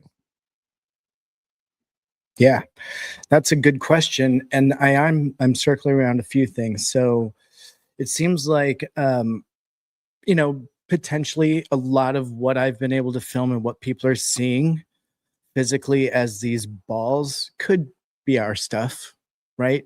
But these balls of light that are zipping around and seem to have some intention and really move quickly, that could be plasma. It could be something natural, and something that happens at certain locations. Now, there's definitely an element of something else going on. And that stuff is incredibly hard to collect data on. The real stuff, the real UFO, it's so fleeting. I would say if you're able to capture anything on it at all, it's going to be fleeting. You're not going to be able to be prepared for it. There isn't, I'd say less than 1% of the data that I've collected is actually UFO. And it's such a small amount of information that I've been able to gather on it that it's really hard to determine what that is, because I have such a small slice of it. And I think even the people that are looking constantly into the skies, like researchers like Tom King, he only has a very small sliver of even what he would consider to be the real UFO data. And so we're collecting as much of that as we can and sifting out the other stuff that's potentially ours, and then the stuff that's natural, because plasma sure does look like UFO. But it's the thing that's obviously a craft, and it performs and it does things and it disappears and reappears and it moves at incredible rates and really does do those incredible performances that most people will never see even once in their lifetime, let alone capture or have it be predictable. Even a hotspot may never have another real situation take place there. So That's really what I'm concluding, is that most of what we're being shown by the military and by other researchers is either natural or our high-tech stuff. Because our high-tech stuff does look like magic right now. It's just they don't want to talk about it, you know? But we know that, and that's okay. But the real deal, boy, that is the real Quicksilver. Tim Seanor, we have him for And, another half yeah. hour on Spaced Out Radio. Rock and roll.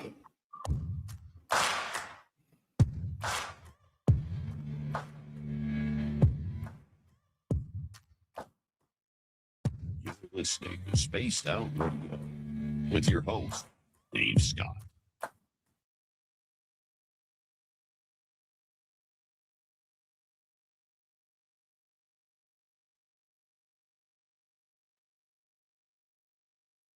All right, we got 5 minutes, man.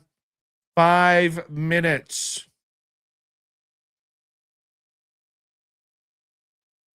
Little Timmy Seanor, I think I muted you. Or did you mute yourself? There you go. What are we doing in these 5 minutes, Dave? I don't know.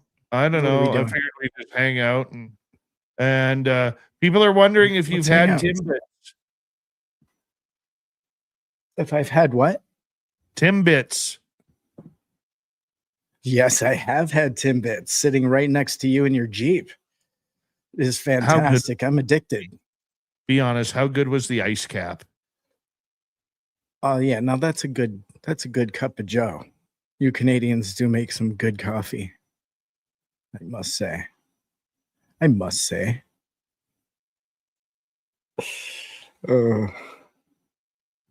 Yeah.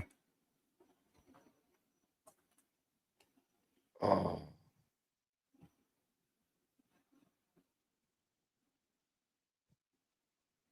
I'm tired. A reminder to everybody that I will be on WABC at right after this show tonight with Walter M. Sterling. Usually about, 6 after the hour, 7 after the hour. Talking UFOs. So we will be there for you. Oh my God. I need a haircut. Look at that dew. I need a haircut. It looks great. You're a little Sasquatchy. It's a good If look. I got any more unattractive, really I'd good like look. to tap in the chat room. I love it. You want some? You might need some. Please, I'll take whatever you can give me. Oh, I got You a look lot like here. a Lego character with that hair, though. You're so lucky. I would love a Lego character made of you, just like that, with that shirt and everything, and then have it be swappable with the Mucho Libre. Yeah. El Volador. Did you get a chance to look at the Flight 21 swag? No, I have not. Can you bring it up real quick? Let's take a look together. Yeah, I'll bring it on up. Hold on. Share screen. Is it haunted? Is it haunted swag? No. Where's the first one here? Hold on. Let's go to page 2. Bring up the V-necks. Hold on. He doesn't do V-necks, people. There's one right there. He doesn't do V-necks. That's a sticker. Oh, that's cool. Yeah. Yeah, that's one. I don't know why that one's blank. I got to figure that one out. Where's the next one here? There's this one. Can you see that okay? Yeah, that looks cool. That's very Yeah, cool. Make it bigger. Who's doing your designs? Is this all you? That's all me. See, it's really cool. That's very cool. Where's the next one? There should be more on here. I like that color. That's a very cool color. There's the hoodie. Of course, there's socks. You're a socks guy. Uh-huh. There's the sweater right there. That's a cool sweatshirt. Yeah, it's very cool. And there's this one here. What is that? Is that your own line of ranch dressing up there, or is that a candle? That's a candle. Please man. tell me it's dip. Oh, I got wish it was ranch dip. This one too. That one's for you. Oh, that's great. Yeah, I love that. Yeah, that's perfect. The old military Good patchwork. colors. Yeah, man. Mhm. Yeah, that's cool. I'm gonna grab that.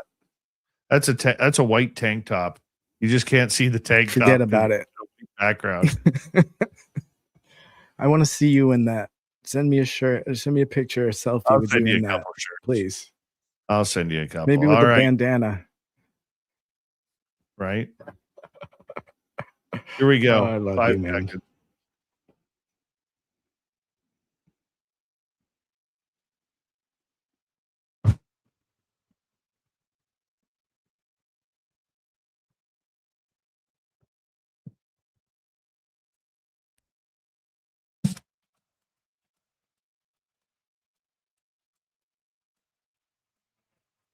We're into the second half of Spaced Out Radio tonight. My name is Dave Scott. Glad to have you with us as we have Tim Seanor filming UFOs. Can we do it? Tim, what if we do not have, like most people do not have a good camera. They have their phone. Is it possible to get a good UFO video with your phone? Oh, yeah. Absolutely. If you've got the wherewithal to pull your camera out, please do. The new chips on most cell phones capture really well at night, and you don't even have to go in and adjust settings. I'm able to film the stars all the time with my cell phone. Absolutely. So you don't recommend people, or not that you don't recommend, but you're basically telling people, look, you don't need to go spend a ton of money on camera gear unless you're wanting to do this seriously. I mean, your phone will work.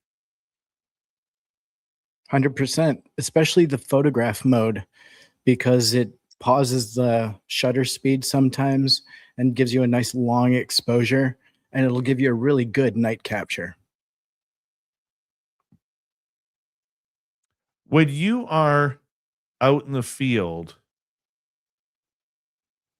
what time of day do you prefer to go out there? Do you prefer the nights because it's easier to see things move, or do you like it better when you're getting daytime action? That's a great question. Well, depending on the location, I try to have gear there 24/7 during the time that we're investigating that location. So whether it's me or a team member or just remote gear, I try to keep it covered with camera or gear or radar, or at least a few of those all the time while I'm there, so that if there's anything that happens during my time, I can compare it to and the other thing is I go to the same locations annually around the same time of the year, try to get repeatable data as well at those locations. So yeah, anytime and all the time, I think is important. What about going to the same location over and over, like I'm doing with Flight 21, or let's say you have a special spot where you're able to see UFOs. Do you think you should go to your own hotspot? Because sometimes we create our own. Yep, that's exactly right. And your own home could be a great place to start from. If you've got a nice clear spot, you've got a good view of the sky, set up a camera right there and start viewing. I use one of the cameras from my home security system, and I just aimed it up. So when I scroll through, I've got all of my security cameras, and then one camera is just aimed at the sky. It's pretty low tech, I'm probably at 1080p, but it's just one eye on the sky. And I have captured interesting things right there from my home security system. So you don't have to spend a lot. Sometimes you don't have to spend anything. Just redirect your current tech. What's the best UFO footage you've got? I think Moon Lake, Utah, with Tom King and my crew. We captured something that we literally had set up our cameras, and we were looking at a mountain range in multiple spectrums. We were all prepared. I literally was pointing to the location that I was focused on, and no sooner than I pointed, then boom, a small craft shot across the mountaintops and then up into space. Something that I've never seen before nor since. And we captured on multiple cameras. I had my psionics footage, which was probably the best because I saw it in real time and I was able to follow it. So sometimes it's just being at the right place at the right time with the right gear and the right people. That footage, when you zoom in on it, you can see that it's actually a formed craft that is shooting across the sky and then out into space. And then actually after it's gone, there's a flash. And a lot of people are like, oh, that's a meteorite, or that's potentially, I forget the term, but it's basically a meteor that goes out instead of down. But not only is that rare and there is a flash, but you're not able to film them. They're very, very rare. And so in a multi-spectrum camera, I would not be able to see what I was seeing. So I think that's probably one of my top 5. And I do have 5 that I'm pretty happy with. Do you think the truth will ever come out about UFOs? We see so much hype about it right now in the disclosure movement. What do you, as somebody who's trying to get the footage of these things, think about all of that? I do think that the truth is going to come out, but it's not going to be from the GOV in any shape or form. It's just not something that they're serious about, even though they seem to be. They love covering their real tech with this topic, and they're not in a rush to really debunk it. So I don't look for that kind. I think it's going to come from individual, independent researchers. Like Tom King, or like anyone that's out there doing the actual boots on the ground research. There's Tedesco brothers. Let's hope those guys do it. Like I'm not picking a side or a team or anything. I do think it's going to come from independent science, though, because our current science isn't going to explain it. And if you expect to use the current technology to capture it, not going to happen. So you think what we're seeing right now out of this whole blustering act of UFOs and disclosure, the advent of aliens.gov that could launch any day here, you think that's just all kind of a blockage on what is really being hidden? No, I think that they're going to show us up to 46 videos that they consider UFO. And I find that's probably going to be legit. Now, is it actually UFO? That's a whole nother thing. It's more than likely what they're considering UFO, which, as we know, includes drones and balloons and plasma and things that are in the gray box for us at this point. But there's nothing that they're going to show us that's definitive to alien life visiting us, which is the real question I think we're trying to get to.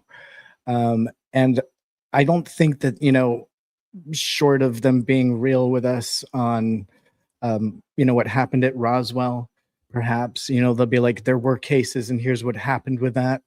That's great. But, unless they're going to show us something evidentiary, it's not going to move the needle. And I don't really think they're going to do that. It's all mythos. So like I said, I'm hopeful, but I have leveled expectations. A lot of people have been saying recently, kind of off the air, that they are hoping that this could be the end all and be all one way or another, that if this UFO/video drop/alien.gov is a flop, that this could be the end of the government's pursuit of disclosure, because they're going to say, well, we've already done it. Look at the websites we created. Look at what we've shown you guys. This is more than you've ever got. And they're going to leave it like that. Redacted videos, short clips, grainy clips, you name it. Do you think if this drop that's allegedly going to happen, if it's disappointing, that this could be the beginning of the end of the disclosure movement? No, not at all. Not at all. This falls right into line as being success for the disclosure movement. In everyone's opinion, this is huge. And I didn't want to minimize that with my previous answer. This is still huge. The fact that they're even talking about this as a real topic is phenomenal. That's not something that I ever thought of as being a reality for any form of GOV. So it is what it is. I find it interesting. But I think the real question is, is this all just something for show? Yes, but I don't think it's over. I think it'll still leave a very large number of questions. And I don't think that Congress is going to be happy. We know that the big players already know what's going to be shown and they're not happy. So we just want the very simple and basic yes or no to one question. Are we being visited by alien, races? And is there more than one? And they like bean burritos as much as I do. I like a good bean burrito. I'm not going to lie. Huge fan. I really do. What about the history? Like, I want to get back to you here for a second. When you look at a lot of ufology, a lot of people, especially in the US, have some sort of historic tie to this. You had your incident at Bainbridge Island with your family. Did you ever kind of question your family on what that was all about and whether or not there was, ties? I mean, I know, and I will say this, I know you came up in a military type family, very scientific family. Was there any ever ties to that? That is a deep question, actually. That is a big question. I've never asked you that, and I don't even know the answer to that. Yeah, so 9 family members witnessed something really bizarre and undeniable. We knew it was nothing that we'd ever seen before, and it couldn't have tricked us. There was nothing that we saw that could be fireworks or a plane towing something or anything man-made. It looked so different. And we all agreed on that very basic, fundamental point. And I think that that's why we started looking deeper into the experience. Everyone compartmentalized and boxed that experience in a different way to be able to move on. But I think whether they said it out loud or not, they all came to the terms independently that it was definitely a once in a lifetime experience that they have no explanation for, and that it just led to more questions than answers. We never got any information on it. And that was really what we'd hoped for, was some answers. We never got those answers. So it was and we all have lingering effects, and we all compartmentalize that too. To be able to balance the everyday with the fact that at some point you have to admit something is going on, right? Whether you're deep into science or the military or religious or have deep beliefs in one thing, you have to, when you are given more new information and evidence, have a new opinion and formulate and change. Otherwise, that is what drives people down that road of frustration, and inner turmoil. So I think each one of my family members compartmentalized it so that they could incorporate it into their reality and move on. Not all of them vocalized it. My mother, who was the biggest skeptic ever, spoke about it the most and still does. She gets into description and she doesn't know what it is. She doesn't have any opinion. She just describes it the same every time. Um, you know, so undeniable, interesting, and yeah, compartmentalized, I think, is how they handled it. Do you look at it then, did you go doing any deep dives on why this may have happened to your family? I mean, because when I've had situations with what's happened to me, I've tried to deep dive on it to see what are the patterns? Why did this happen? What am I missing here? Right.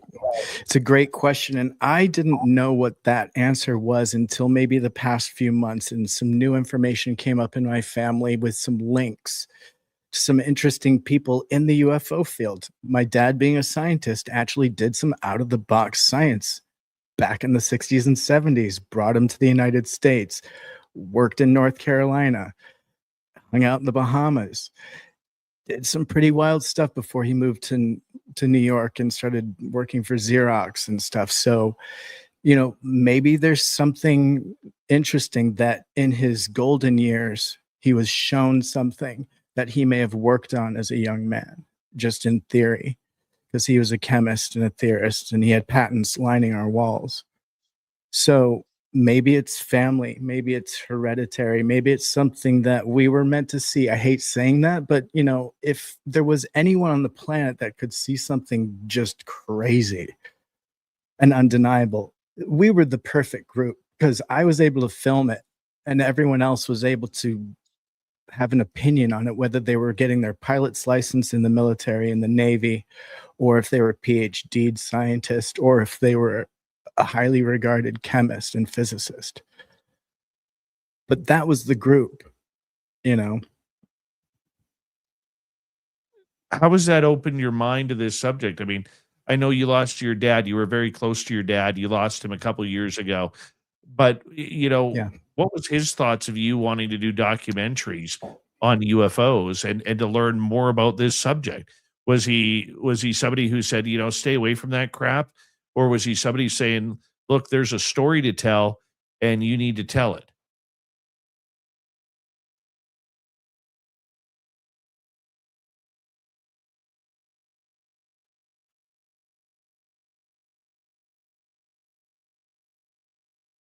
Tim, we lost your audio.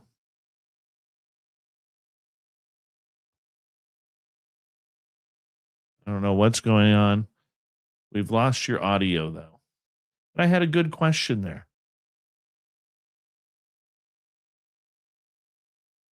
One of the things that happens while Tim's working on his audio is when you have one of these profound experiences that really changes your entire shape and dynamic of how you think, it is something that affects your everyday life. It literally consumes you. So when you're being consumed by this topic, it is something that leads you down rabbit holes that you never knew. And like Tim was saying, he looked down his family lines and felt his dad maybe worked on some of these type of projects or knew something at least about it during that time. Now, I know for myself, my family was never involved in anything scientific. I come from a farm family, a bunch of farm boys. So the science really wasn't there. Like many experiencers, I'm much like you, where nothing seems to be able to add up as to why things are happening or why experiences are happening. But that being said, we do need to convey the fact that some people may be brought into this and they don't even know. Now, I'm not saying that's happened to Tim. What I am saying, though, is maybe, just maybe, some of these people who have jumped on the bandwagon of ufology have been called to duty, so to speak, on whether or not this is something they need to be involved with. It's almost like they are looking at the idea that there is some sort of possibility that they are there. Tim, can you hear me okay? Can you speak? Tim is having some computer problems as we're going down the road here. It's weird how that happened right when I was asking him. Tim, you can hear me okay? Now we got you? I'm back. Apologies. I Yes, was sir. just saying, because I know you quickly rebooted. I was just quickly saying about this, that some people feel that they, when they're brought into this field, when they look back in their family history, they almost look at this as being something preordained, like it was something that was meant to be, and they just didn't know about it until they fell into it. Is that kind of how you feel about yourself? Perhaps it's possible. New information makes me feel like perhaps my family was linked to this subject, whereas I was adopted into this family, right? So I wasn't genetically involved, but I was born into it by adoption, right? And so I'm kind of not attached by blood, but was still there. And so it's interesting how we were still the group that saw this. I mean, it was like I said, the perfect group. And now realizing that my dad did interesting out of the box science back in the early days and had some connections to people that were also doing influential UFO out of the box science, makes me think that perhaps it was meant for him to have this experience more than anyone else, because for him, I don't know whether it registered or not, but some of the things that he might have been looking at were things that he had done in theory decades and decades ago. So you'd have to know more about my dad's work to know exactly what I'm talking about, but he did things like polymer science and static conductivity and sprayable batteries and things for longevity of retention of power and things like that. So he's written books on it. There's one in particular that, really could have some links to this. And he wrote it back in the 60s and 70s. No way. So, yeah. So, I mean, I never put it together until my mother told me about summer parties that we had in the Carolinas when we lived in North Carolina. And some of the people that would be at that party, I'm not going to say right now, but they were people that were involved in very seminal UFO work at my parents' summer parties, right? Just like hearing that and knowing that there could be photos and stuff with those people. I'd love to be able to prove it out before I get too excited. But my mom knew of a name that I was like, how do you know that name? And she said that he used to come to our summer parties. I'm like, okay. So anyways, I digress. But perhaps it was meant for my dad, and for me to document it and to look into it. Who knows? I'm not a big believer on predetermined and I don't think it was meant for us or anything like that. I do still feel like right place, right time. And, anyone else that had been on that beach that day would have seen this, I believe. And so, even the kids were able to see it, and they were down near the edge of the water. It was very obvious what took place, and there's photos out there on the net. But yeah. I mean, it's interesting. It could be. I feel like there could be an interesting loop there for my dad. That is awesome. Yeah. We only got about less than a minute to go with you. What a show that's flown on by, little Seanor. And it's been great having you back on the show. I just can't wait to get you back up here, man. Yeah. It's taken me a while to be able to suck it up and be like, I can't not. I've got an invitation from the greatest guy on earth. And I started out as an audience member too with you. So, there is that. I'm an audience member that had a real experience with this dude, y'all. He's the real deal. Don't believe the hype. It's a real experience up there. Like, don't be talked out of it. The woo and the science, it's all coming together. That's awesome, buddy. That's awesome. Tell everybody quickly where they can find your YouTube channel. Oh yeah, Anonymous Rex. That's it. Just click right on my icon. It's right here. Anonymous Rex on YouTube. Little Timmy Seanor, we say goodnight to him. Little Granty Baker coming on up in the UFO report after Swamp Dweller to kick off hour 3. You're listening to Spaced Out Radio with your host, Dave Scott.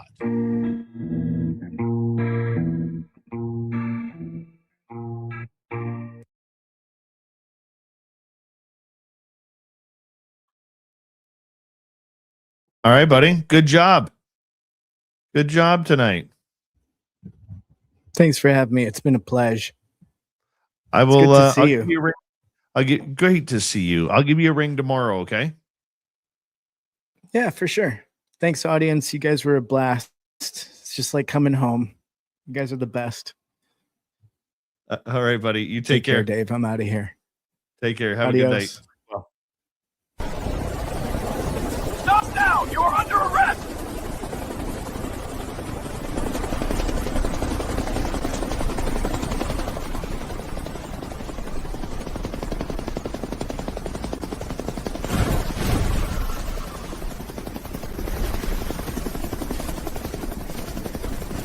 Hands up! Don't move! Don't get caught without your Spaced Out Radio merchandise. We have t-shirts, mugs, hoodies, socks, hats, stickers, and so much more. Whatever you're looking for, we have you covered. Why just be a fan of the paranormal when you can look the part? We don't have ugly merch, folks. Check out the Spaced Out Radio store. Find the link in the description below.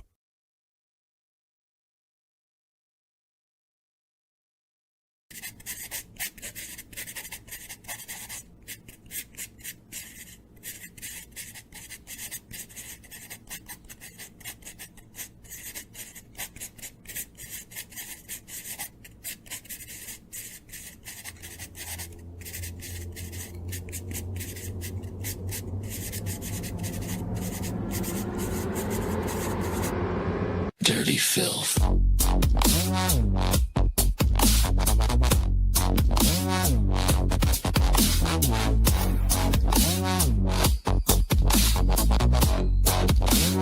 Dirty filth.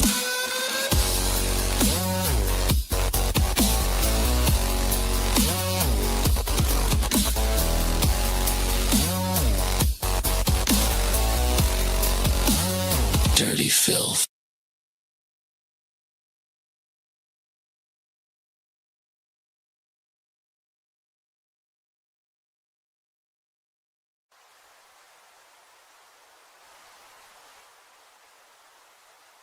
Object is heading north 045 degrees. It's definitely not a plane.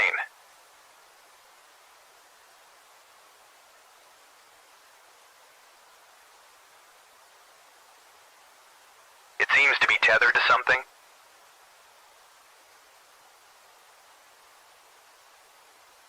Is that a banner, Joe? Caribou Con. Does anyone know what Caribou Con is? Caribou Con, one of the BC Caribou region's best-kept secrets. Until now. Join our panel of renowned paranormal experts for a weekend of fun and intriguing presentations. Go to cariboucon.com to book or inquire now.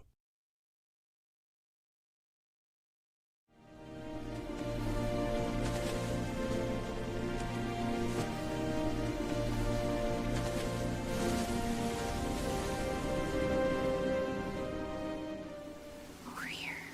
Look at this.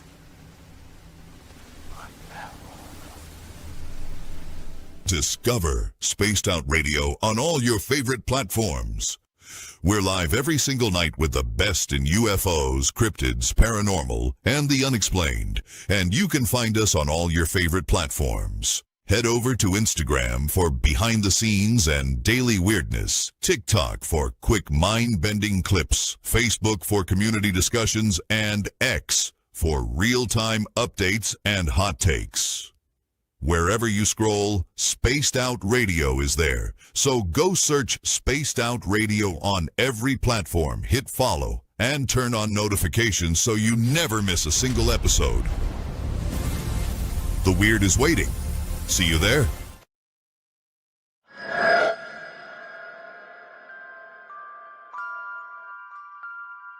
The McNeil House is one of several buildings at the 108-mile heritage site said to be haunted by spirits of a time long forgotten.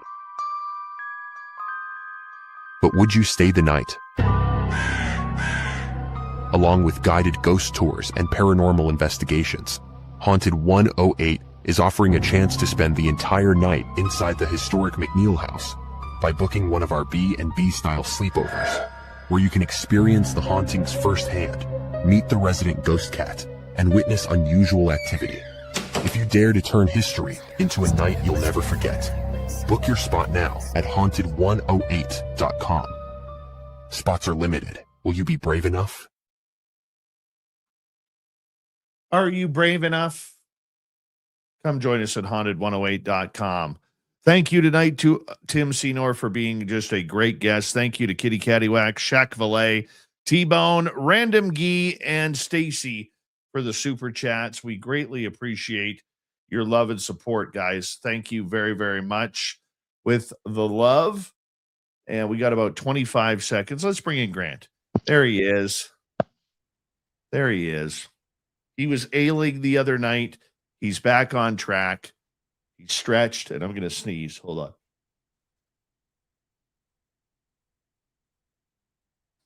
I had to sneeze. Sorry. Here we go in 3 seconds.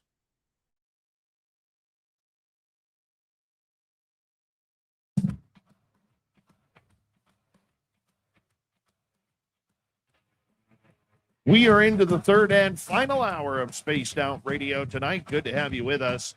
My name is Dave Scott. We have Swamp Dweller, and we have Grant Baker with the UFO Report coming up in a jam-packed hour here. But first, we want to say hello to all of you listening in on our terrestrial affiliates around North America, digitally on every major podcast network, our website, spacedoutradio.com. We have a plethora of features for you. Rock out to Bumblefoot, read the Newswire, check out our swag as well. You can follow us on X at Spaced Out Radio, Instagram at Spaced Out Radio Show, and on Patreon in the Space Travelers Club. The Desert Clam has set the password for tonight in the SOR Space Travelers Club. It is, what do we got here? Quash. Quash is your password. Use it wisely, space travelers, as the Clam sets the password each and every night right here on Spaced Out Radio. Let's head to the swamp.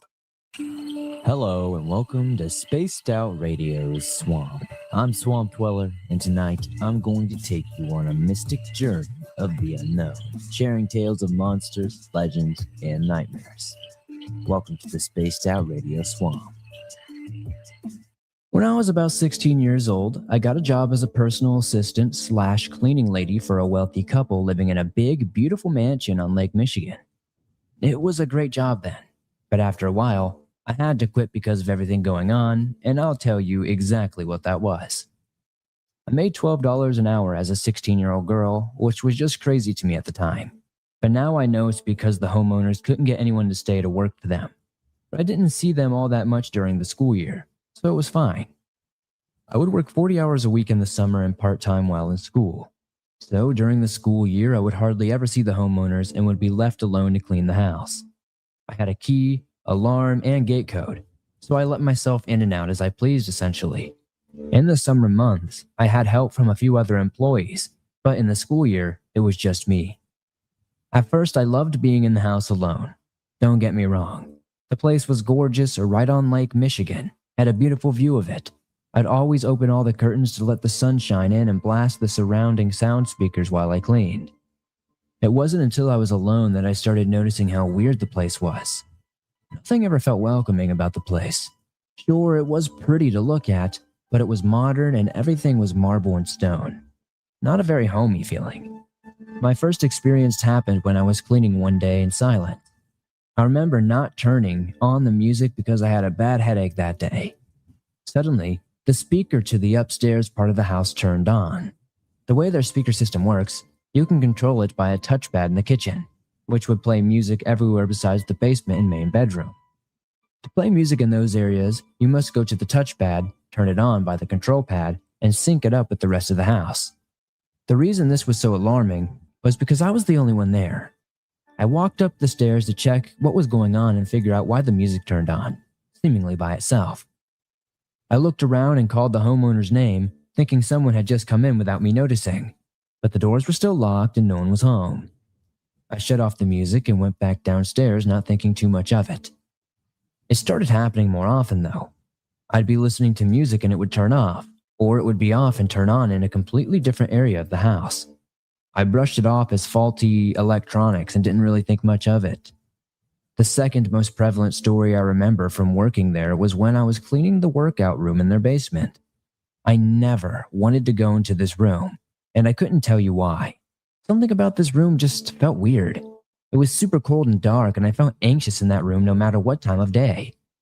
I tried to avoid it at all costs, but my boss would get mad when the dust would build up. So I forced myself to go down there once a week to tidy up. So anyway, I was in the workout room using a broom and mop. I remember sweeping the floor and propping the door open against the machine while I used the mop. Suddenly, the broom fell over, hitting the wall, and the baseboard to the floor as it was fell, causing 3 distinct knocks. What I heard after scared me so badly I refused to go into that room by myself ever again. Immediately following the knocks made by the broom falling, 3 knocks responded in the exact pattern the broom fell, but it was coming from inside the wall. I know what you're thinking. It was not an echo. It was not some sort of scared animal. It was knocking. Deliberate knocking. I was utterly alone in a big, quiet house in the middle of nowhere on Lake Michigan, and someone was knocking back at me from inside the wall. To this day, I have no explanation for what I experienced. Lastly, this was the first and only time I've ever seen anything paranormal with my 2 eyes. And I know this time it's not me being paranoid or crazy because I was with a coworker who saw it too. Sometimes my boss would rent out her guest house, and we would clean it before the guests would arrive. So this guest house has a big glass hallway leading from one main area of the house to another. I was cleaning the house while one of my coworkers, Bob, was standing next to me. Just then, I catch a glimpse of what looked like a boy in a blue shirt running by. I turned my head just as Bob turned his head as well. He asked me if I saw that too, and I said yes. Thank you for sharing my stories. Hopefully everybody enjoyed them.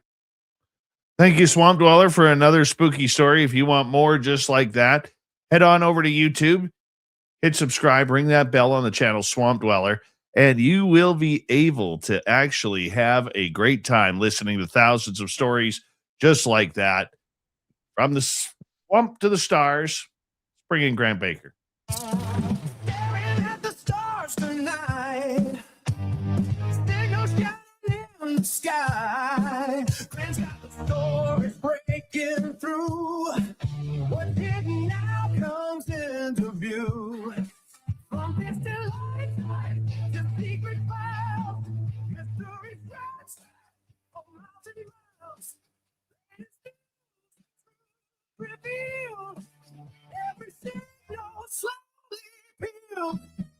So tune in close, don't miss the facts. UFO facts, we've got your backs.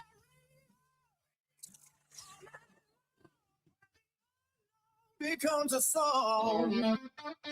All right, Grant Baker, it's good to have you back. You were ailing a couple of nights ago, but now you are healthy and ready. You are stretched and prepared for some UFO chatter. How you doing, my friend?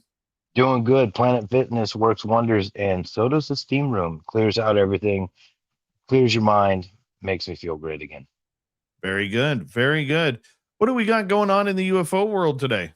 Oh my goodness. You just wait. So the eye-opening silence is what I'm going to call this. It's an eye-opening silence.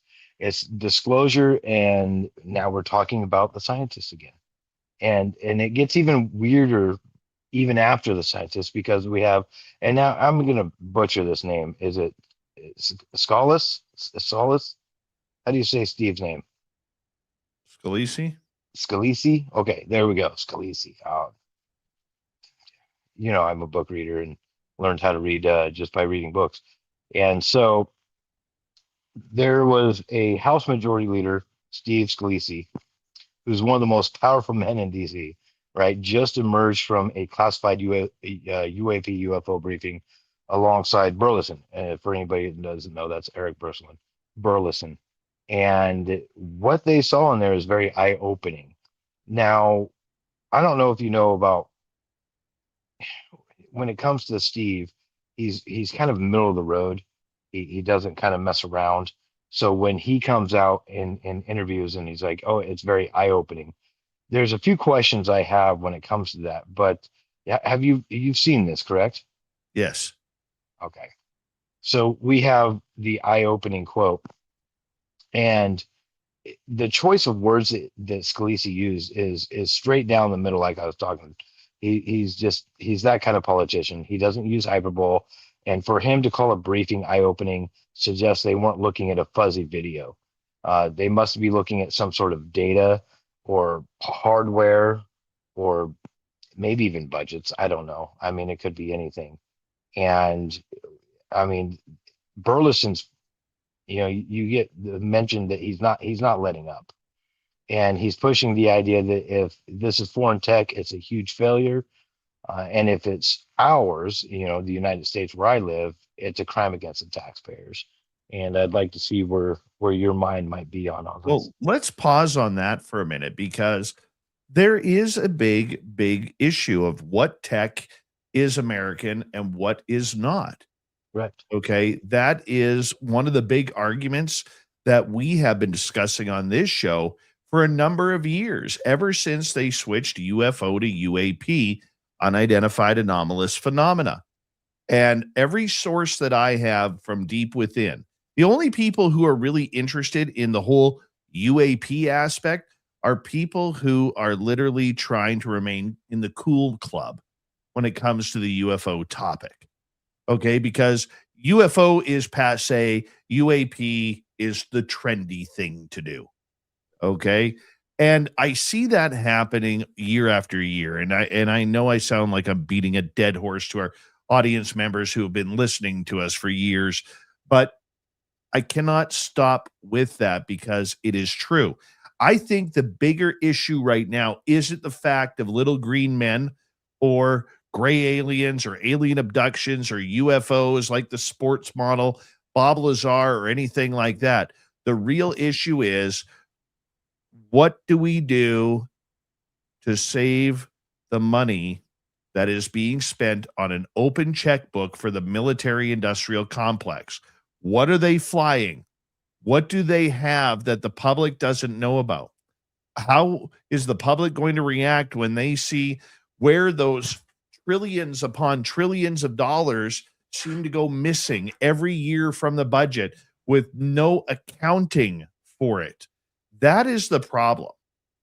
We have to look at this subject in a much broader sense outside of UFOs. The American public should be pissed off if they find out that these trillions are going, which we all know they are, it's one of the worst kept secrets ever, are going to these companies that are literally creating technology. Probably much of it could benefit humanity, and more so in this case, the American public, maybe even the public of the world, whether it's free energy or anti-gravitics or new styles of flight that could literally, after 70 years, make a flight from Seattle to New York go in 2 hours rather than 6 hours for the last 70 years. There's so much more into this that we need to figure out, Grant. And I think that's what they're scared of, because there's a lot of politicians over the decades who've been paid off by the military industrial complex, allegedly, and they don't want to get their pockets sewn. I mean, how do we see these politicians go from, it doesn't matter, pick your politician, go from, say, having $5,000 in the bank to, after 8 years of working in government, they're now worth 20, 30, 40, 50 million dollars. How does that happen? But that's an entirely different conversation. Let's focus on the UFO side. But I do believe that this is more about hiding what the military industrial complex is building rather than what UFOs are. So the military industrial complex has plausible deniability at the moment because they have outsourced this to, Lockheed Skunk Work or you name your company. It doesn't matter who it is. And so at that point, when we want to FOIA request them and say, hey, we want a Freedom of Information Act for anybody that doesn't know what FOIA stands for. But when we question them on this, they say, oh, we don't have this, we don't have that. And, well, why not? Because they gave it to these outside resources that are now getting money from the United States government. I'm just talking about what's going on here in the States, but what they're doing is they're spending all these black budget program trillions of dollars on some of these technologies or reverse engineering. And we now have somebody that is to segue into the missing scientists a little bit later. There was a gal that was talking about what was going on and warning people. And so this whole investigation about the missing scientists and what they're seeing in these skiffs, this isn't coincidence anymore. There's probably a reason why Burchett's saying, hey, this is going to keep you up at night. This is going to keep you thinking, because there's links here and all of this is getting tied together. And because of the internet, thank goodness, we get this news instantly and people are starting to dissect it. And yeah, it is a failure. It's a true failure, because when it comes to taxpayers or even the world, not just taxpayers, let's say it's true anti-gravitic. Cool. We can build that. And just like the next generation iPhone, they're going to be expensive up front, but once the technology becomes integrated and gets cheaper to build, it's going to go everywhere. The way we built the SR-71 Blackbird, when you talk to Jim Goodall, that was like cutting edge technology 60 years ago. And then, but now we have that technology and they're building new ones, but they really haven't advanced in that.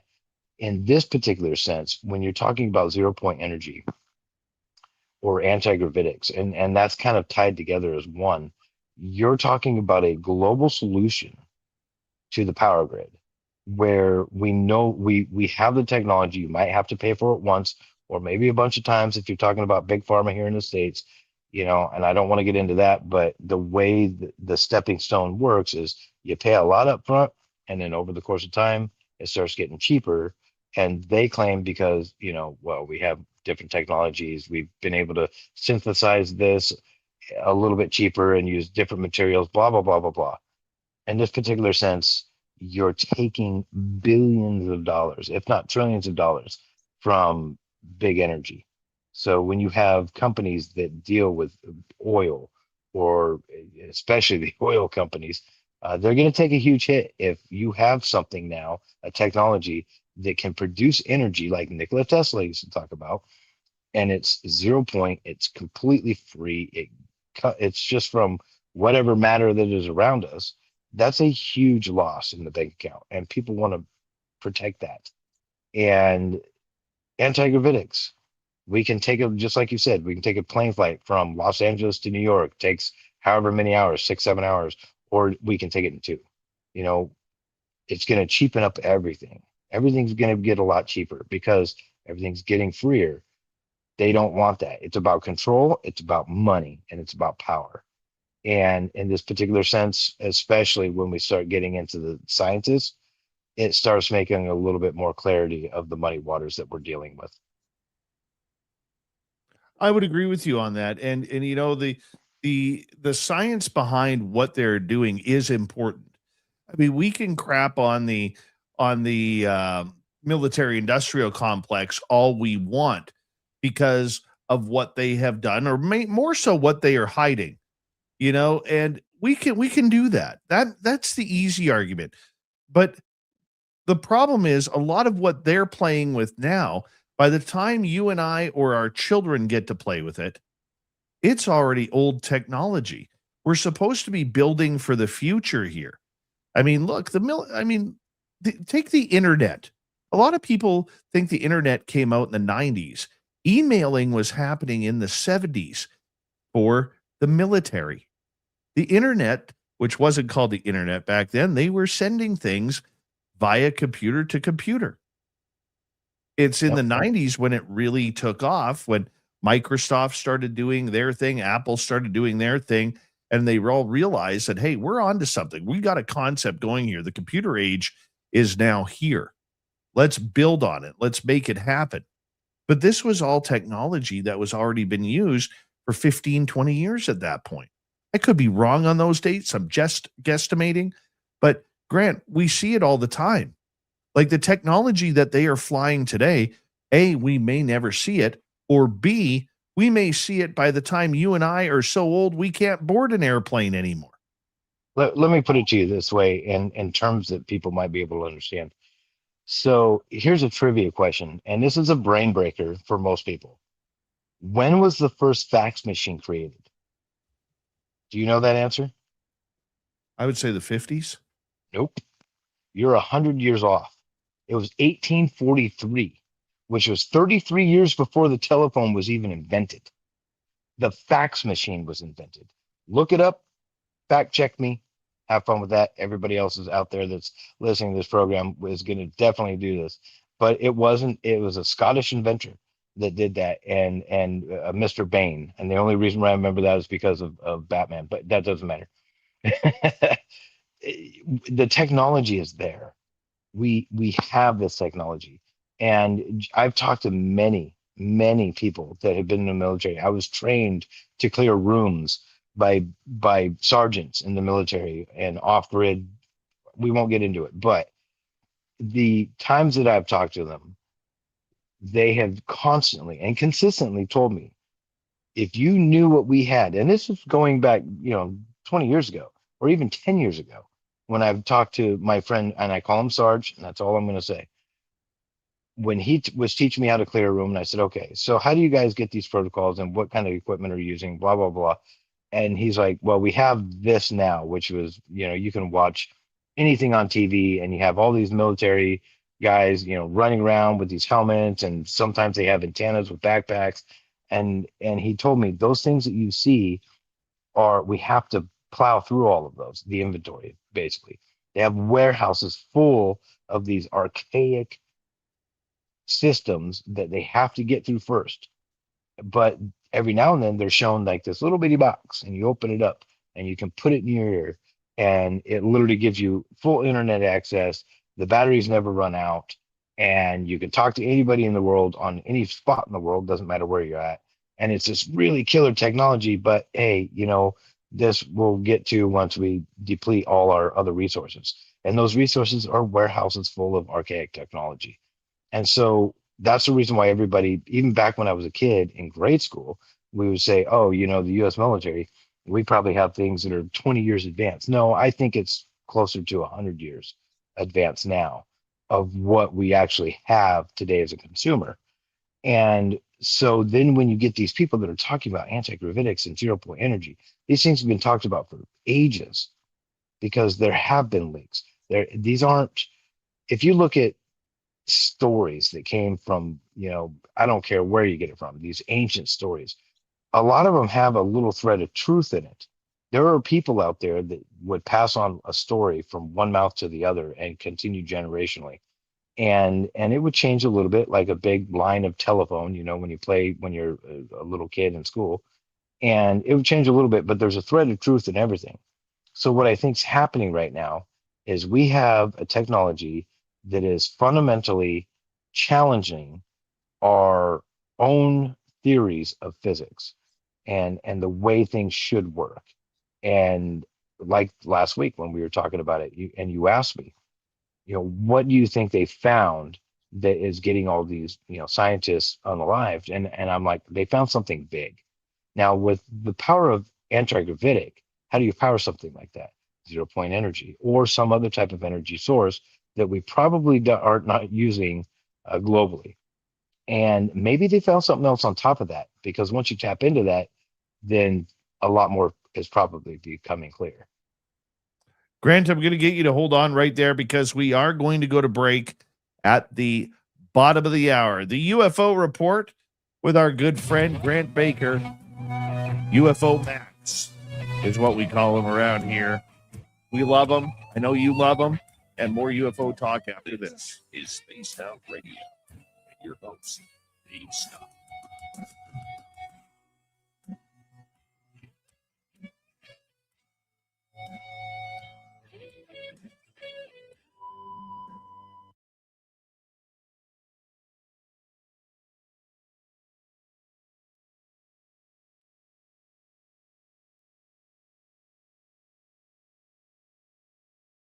All right, Granty.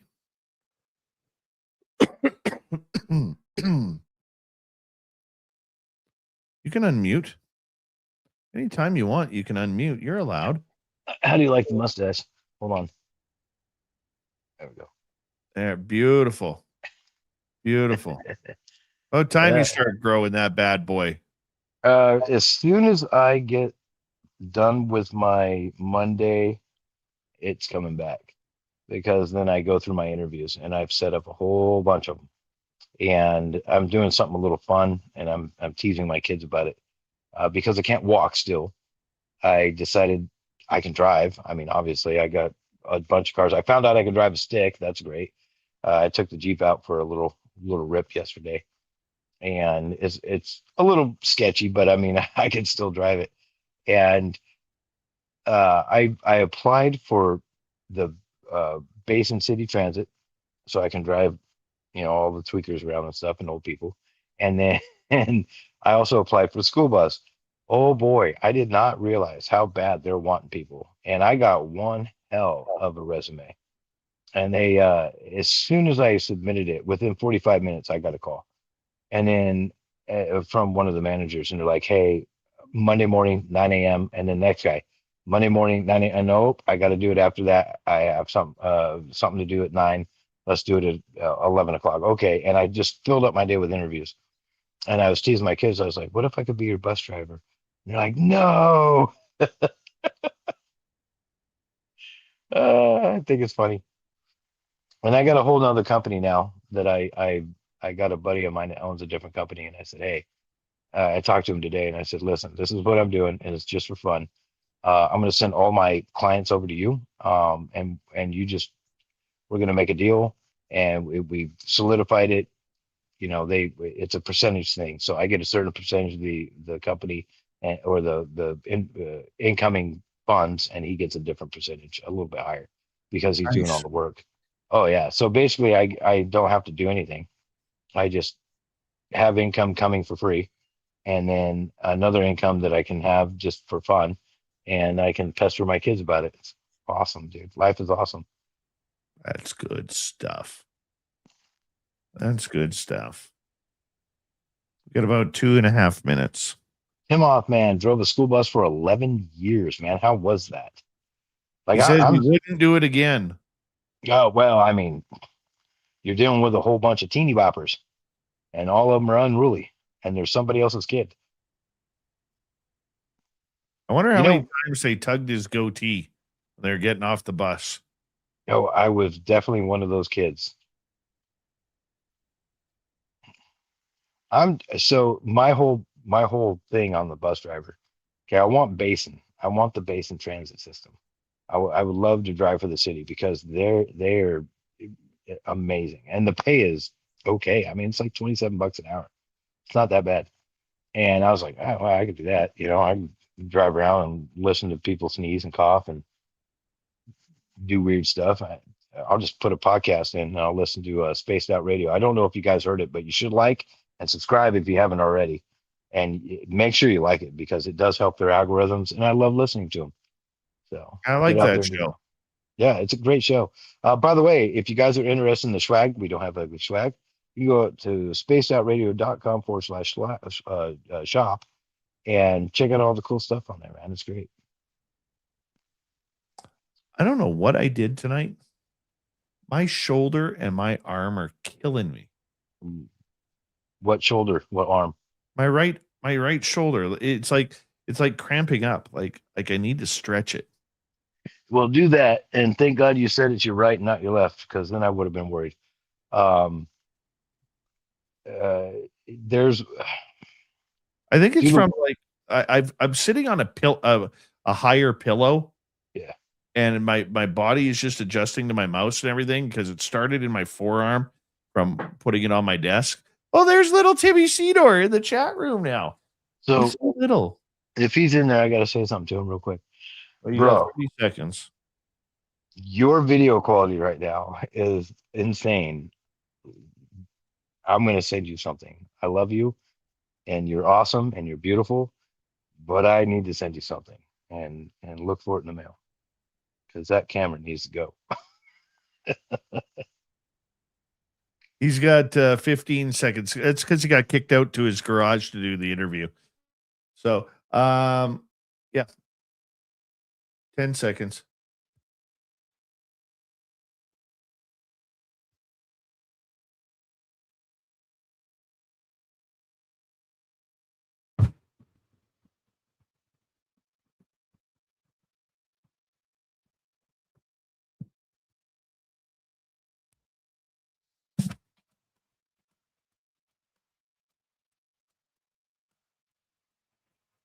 Here we go with the final half hour of Spaced Out Radio. It's a UFO report. Grant Baker is with us. He's growing a mustache, about time. Finally not looking like he's 12 years old anymore, which is good. Grant, thank you for being here. Absolutely, my man. Thank you for having me. All right, where are we going next on the UFO report, my friend? Okay, so now we're getting into the story of anti-gravitic and what I call the final warning. So recently, Amy Eskridge, if I'm pronouncing that right, there's a technical focus that I want to go on here. So Amy wasn't just a UFO enthusiast. She was the president of the Institution for Exotic Science. And she was working on electrostatic, I think I said, propulsion. The literal physics of how these craft might move. There was what I consider a dead man switch. So there's a pivot to the I would never do it warnings. So this girl went online and she mentioned that why her whole family maintains she had a mental health, chronic pain stuff going on, tragedy. The UAP community points to her recorded claims as being targeted by directed energy weapons, which is very interesting to me. Now, this girl used to go live and talk, and she even showed hands where they were burnt a little bit, and based off of what she was doing. And she was talking about anti-gravitic and 0 point energy. And to the point where she was there was a text message that she had sent out saying, hey, I'm not going to do anything to harm myself. And it was absolutely not going to happen. And if it does happen, it wasn't her. And then all of a sudden, she's not here with us anymore. Have you heard about that story? Yes, we've done a whole show on it. Oh my goodness. Yes. I missed that one. Yes. Oh goodness. So the investigations and why I was talking about it, or talking about her again, excuse me. The FBI and the House Oversight Committee are holistically reviewing her case alongside recent deaths like David Wilcock, who also just passed about 10 days ago. And so these things, we're getting to the point where when the government is starting to actively look into these very specific cases of now 13 scientists missing or being passed away, is getting a little bit critical. We're at a critical moment because now these people are starting to speak out and say, hey, if this happens, it's not because it was me. And we've heard this before, but now it's getting more serious. And I'd like to see a little bit more dedicated resources going towards the investigation of this. And it's very disturbing what's happening. I'm not too thrilled about and just like last week when I was talking about it, for anybody that is in these programs, they all know, they all see what's going on. And Mhm. it's getting, I mean, it's getting pretty ridiculous. Well, I mean, if you look at the latest couple on there, and look, the one thing about this is I am concerned. Okay, like you mentioned, David Wilcock. People are trying to add David Wilcock to this story. A little I bit. don't think he's a part of it at all. I really don't. I mean, you know, I know there are people out there I'm reading online too, and I don't want to, you know, speak ill of the deceased. You know, he had a troubled mind that he felt this was his way out. I also believe too that we're always looking to jump and add names to everything, like Amy, like um, David Wilcock to this scientist list. I have a concern with, you know, somebody like Wilcock being added to it, because even though he was a mind of his own and he did very well, he also, you know, if you read people who knew him, he also seemed to, how can I put it, kind of be his own worst enemy at times. Correct. Right near the end.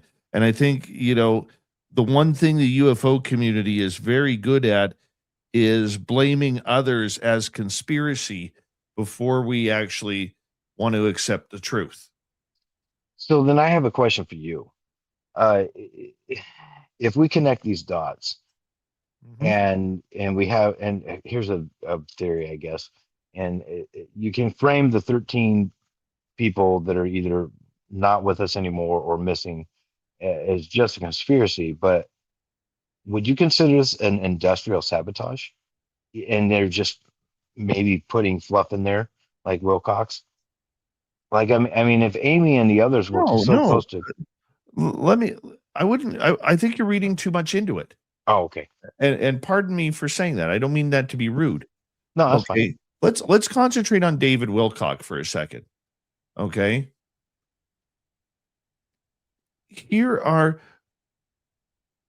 We love to add names to a list because the bigger the number, the sexier the story is.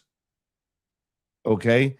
If I decided tomorrow that I didn't want to live anymore, would my name get put on that list? I'm not a scientist, but people would say, well, Dave never acted like that before.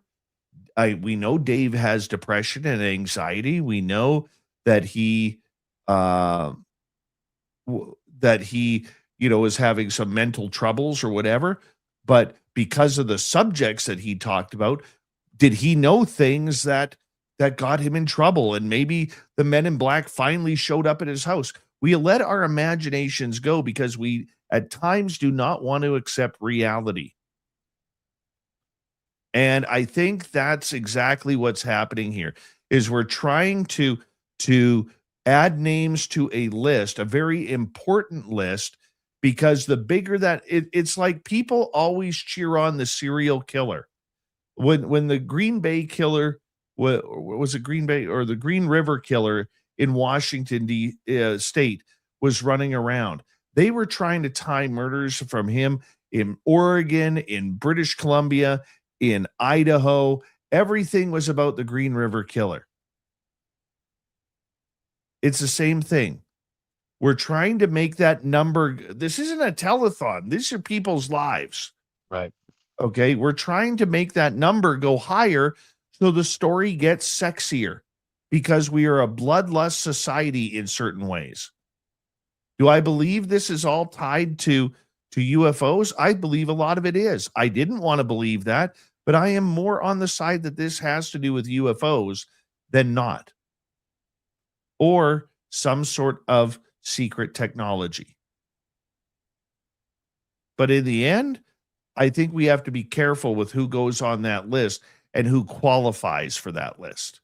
Okay, when you get a guy who admits that let's say like Matthew Sullivan, who offed himself, okay, by having a fatal mixture of alcohol and pharmaceuticals. after agreeing that within a few weeks he was going to be testifying and giving what he knew about UFOs. Right?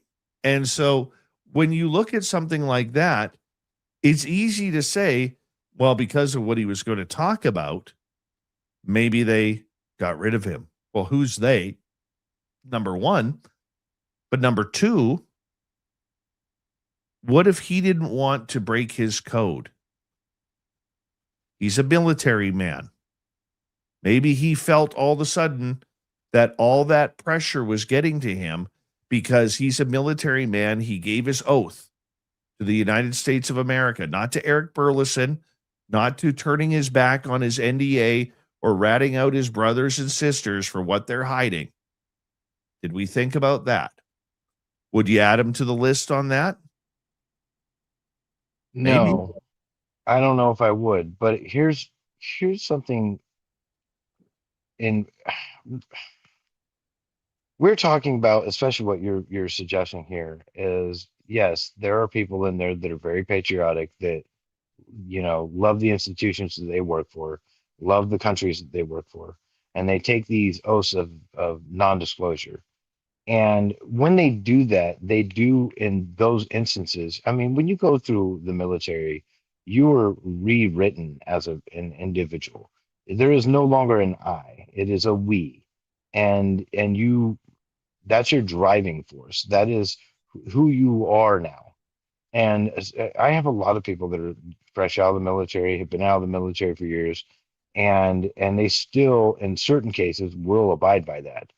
But a lot of them will tell you within no certain terms of, hey, I can't say too much, but this is what I'm creating, because when, the fecal matter hits the fan, this is what we're doing. And I'm friends with a lot of those people, and they don't always come out. They do have this, and it's kind of an old school thing where you take these, you sign an NDA and say, I'm never going to talk about this again. But when it comes to the greater good of the world, and I'm not just talking about Canada or United States or Russia or China, just the greater good of the world, a lot of these people are starting to crack. And maybe there's a different viewpoint on it. Maybe they're not doing this to themselves because they feel that they have a passion, or I made this promise to keep this a secret, but because it's such a wild thing that's going on, that if they don't do what they're doing by sometimes taking themselves out or running away, like McCasland, or whoever, pick one. And the stress is overwhelming.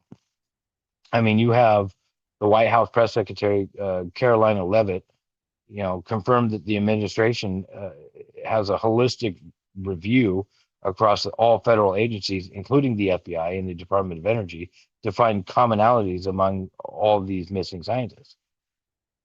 We, as individuals like you who run this show, and many others that are doing their own shows or little shorts on YouTube, are saying the same thing. We're seeing through these cracks finally.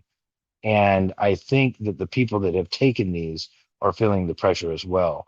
And especially with certain people that are trying to come out as quick as possible before something happens to them, which is now what we're seeing. It's no longer who's going to be next on the list. And it's a horrific thing. It's absolutely an abomination of reality when these people are coming out or trying to come out, and they're scared. Their lives are being put at risk. And in these 11 to 13 cases, it's horrific. And now it's in public and we're seeing it. So I don't know. Honestly, if I was in one of their positions, I don't know what I would do either. And with the life that I have right now, I mean, I have 4 children. I would hate to leave them behind just because of an overwhelming urge to keep my peace, or because I signed something that said I shouldn't talk. Like, that's sad. That's really upsetting. Where you have people. I can hear the emotion in your voice with that, and I do get that, and I can very much appreciate that. You know, I think when it comes to this subject, though, where there's smoke, there's fire. Yeah. I do believe there is something going on with these scientists who have disappeared or have been found no longer breathing. We have to acknowledge what's there. You know, I believe it was the FBI that was asked earlier today whether or not they are investigating. And I believe it was Tim Burchett or Eric Burleson who stated that the FBI wouldn't give them a straight answer. It wouldn't say yes or no. And like Right? NASA, What is never that? a straight answer. Right? That's the problem. Is especially with the United States. I mean, I'm you just recently mentioned or a little bit earlier when it comes to Bob Lazar and the compartmentalization, and it doesn't matter who it is. There's so much secrecy, and it's honestly it's probably due to money. That's almost inevitably what it's going to be, is due to money. And that's probably why we're having such a slow drip when it comes to the UFO alien are we alone, is because it's all about money. And right now, I think they found something. Let me And ask you this though. yeah, Because we've been concentrating on the UFO side of things with this.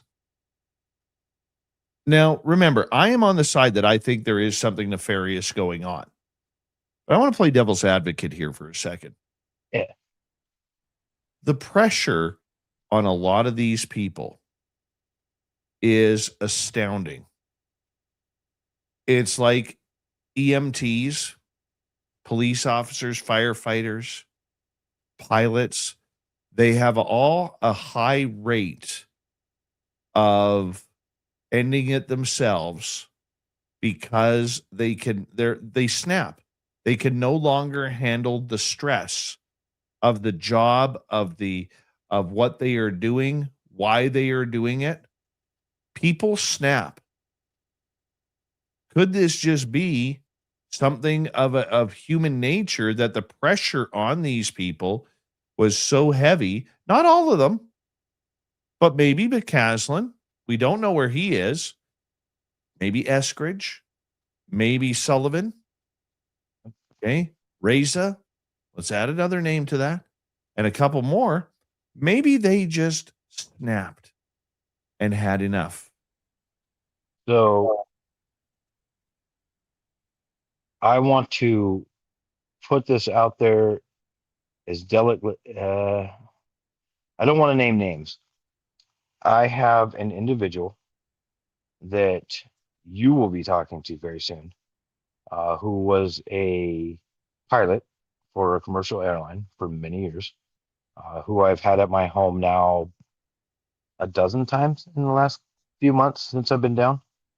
Very unique individual. Guy is crazy. he is.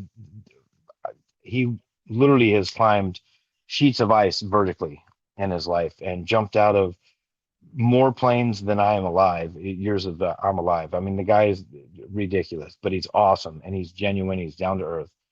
And when I found out he was a commercial pilot, that's when I started having conversations with him about, have you seen anything weird?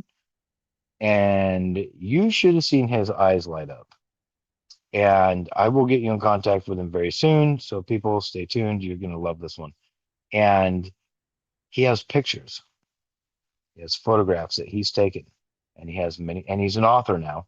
Once he retired from being a pilot for major airlines, he's been a pilot for quite a few decades. An older gentleman, but very, very articulate. Once you start talking to him, you realize that he's not just making this up, and he wants to know what it is as well. These things are real, and he didn't have anybody to report these things to, just like you've heard over the last few years when we've been talking about this. But he has the proof, and it's on his phone or on his computer, and he's literally taking pictures of his computer screen where he's downloaded photos from a SD card on his camera, that he literally will be flying a jumbo jet and looking out a window and being like, what in the heck is that? And he will tell you exactly the location, longitude, latitude, exactly where he's at. There should be nothing there. And these things are doing wild stuff. Not something that he, as a pilot, thinks that we should have. Just like Commander David Fravor. And he's not stressed out because obviously he didn't have to sign an NDA, he just never said anything. But he has multiple other pilots that have seen him as well and with him. So the only people that I think that are taking a lot of these stressors that you're talking about and they snap are probably the people that know more than just what these pilots are seeing. They're people that, just like what we're seeing in these sciences, have a direct knowledge and involvement with these black budget reverse engineering programs. I would agree with that. And like I said, when I made that comment, I was playing devil's advocate for a second, but there is something. I'm glad the media is jumping on board with this. It's nice to see the media take off with this story and run with it. They're not letting it go. We're so used to seeing the media let it go, and they're not letting it go on this point. I think the media has done a great job with this subject. I mean, I don't watch Fox News very often, and it's just I just don't do it. I don't watch a lot of news when it comes to prime time. But when I start seeing coming across my feed, CSNBC, CNN, Fox News, you pick your flavor, and they're talking about it. News Nation's talking about it, and they're interviewing NBC or Fox News, and I mean they're all going back and forth. It's now in the limelight, people. We're going to get to the bottom of something, and hopefully we're not letting it go. And it's about time. It really is about time. And for the people's family that have lost their loved ones because of this, my heart goes out to you. My prayers go out to you. My family thinks about you. And I really hope that all of this isn't in vain. I really hope this is beneficial to the common good of the world, not just Mexico, Canada, the United States, which is where I live, or Russia, Japan. It doesn't matter where you live. I hope this benefits everybody because lives have been lost so far, and it's time. It's time that we figure out what the heck's going on. I love your hair. On that note, we are going to wrap it up here. Grant, thank you for a great UFO report. You are the best, my friend. As we say goodnight to Grant, and hello to Mr. Ron Bumblefoot Thal. Rocking in the background with Little Brother is Watching. Bumblefoot is the official music of Spaced Out Radio, rocking us in and out of every single show. Get your horns up for the guitar god himself. Special thanks to everybody listening in at work, at home, in your cars, wherever you may be. Thank you to everyone in our chat rooms tonight. YouTube, Twitch, LGAP, Facebook, Spreaker, LinkedIn, the Space Travelers Club, and on X at hashtag Spaced Out Radio.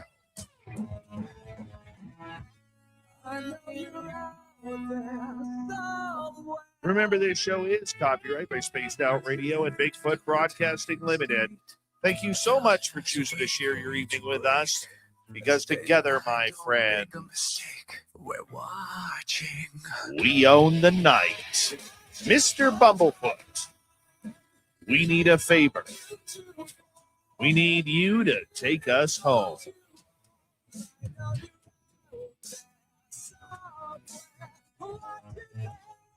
Yes, the Woo Train has docked for the night, but soon, my friends, we shall ride again. Your seats are always available. Your tickets never expire.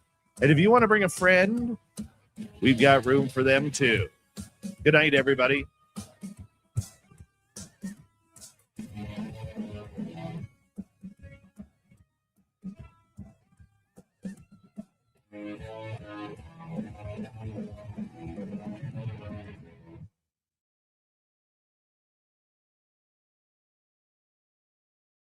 Hey, Grant. What's up, brother? It's the weather change. That's what's doing it here.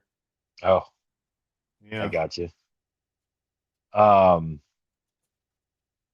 When you have time, I don't know what your days off are, but give me a call, and I'm gonna get you and my buddy together, if that's cool. Yeah. Let's talk this weekend about it.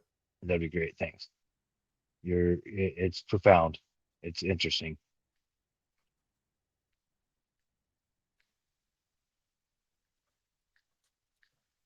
Heck yeah. I'd like to bring him on. What's that? I'd like to bring him on.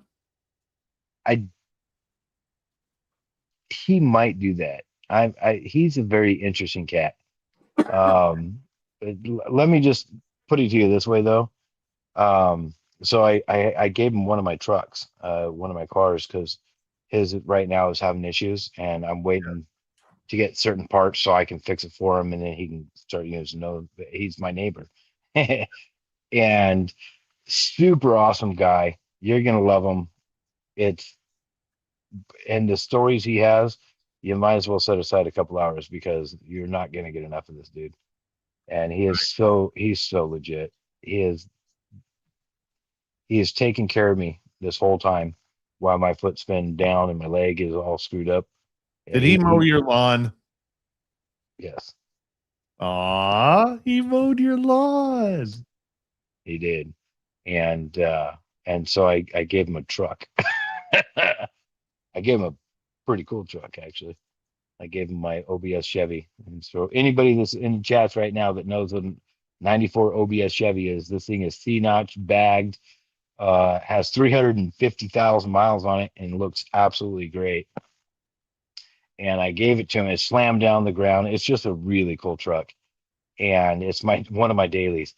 And I said, Gary, I'm going to give this truck to you. Just drive it, keep it as long as you want. And the next day he comes back, man, that's a fun truck. You get a lot of comments on it. I'm like, I bet I do. He's a good guy. Oh God. And he makes a killer omelet. Oh my gosh. He brought me an omelet every other day for quite a few weeks.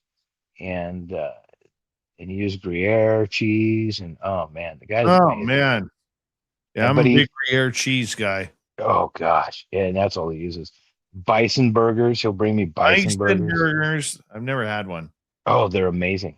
You can't tell the difference. I mean, they're like, beef's okay, but bison is like, just there's a different. It's the same texture, but there's a different nuance in the flavor that just works. I got to hop over to WABC Radio tomorrow night on the show. R. Keith Andrews and the ET Connection. All right, hey buddy, how you doing? Oh, just wrapping up my show here. Yeah, my man, how you doing? Oh, good. You doing well? Family's well? Awesome, beautiful. All right, let me just say goodnight to my audience here. All right. We got 3 minutes until we're on WABC on the Red Apple Audio Network, so you can go check it out. I'll be on with Walter M. Sterling for a few minutes, and we will go from there. Thank you to our super chatters, Kitty, T-Bone, Random Geese, Stacy, Shaq Valet, and Little Timmy Seanor. We'll see you tomorrow night with R. Keith. Bring your questions.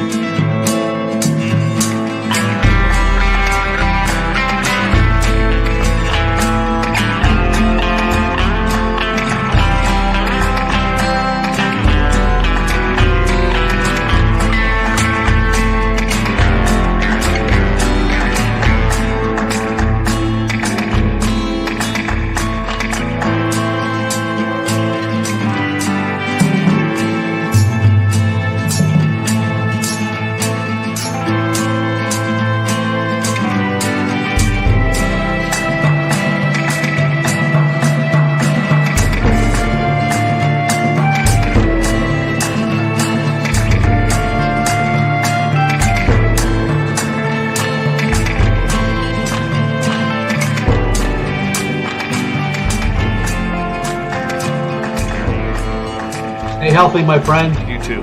If you need bail money, give me a call. Always, Dad. Take care. You too.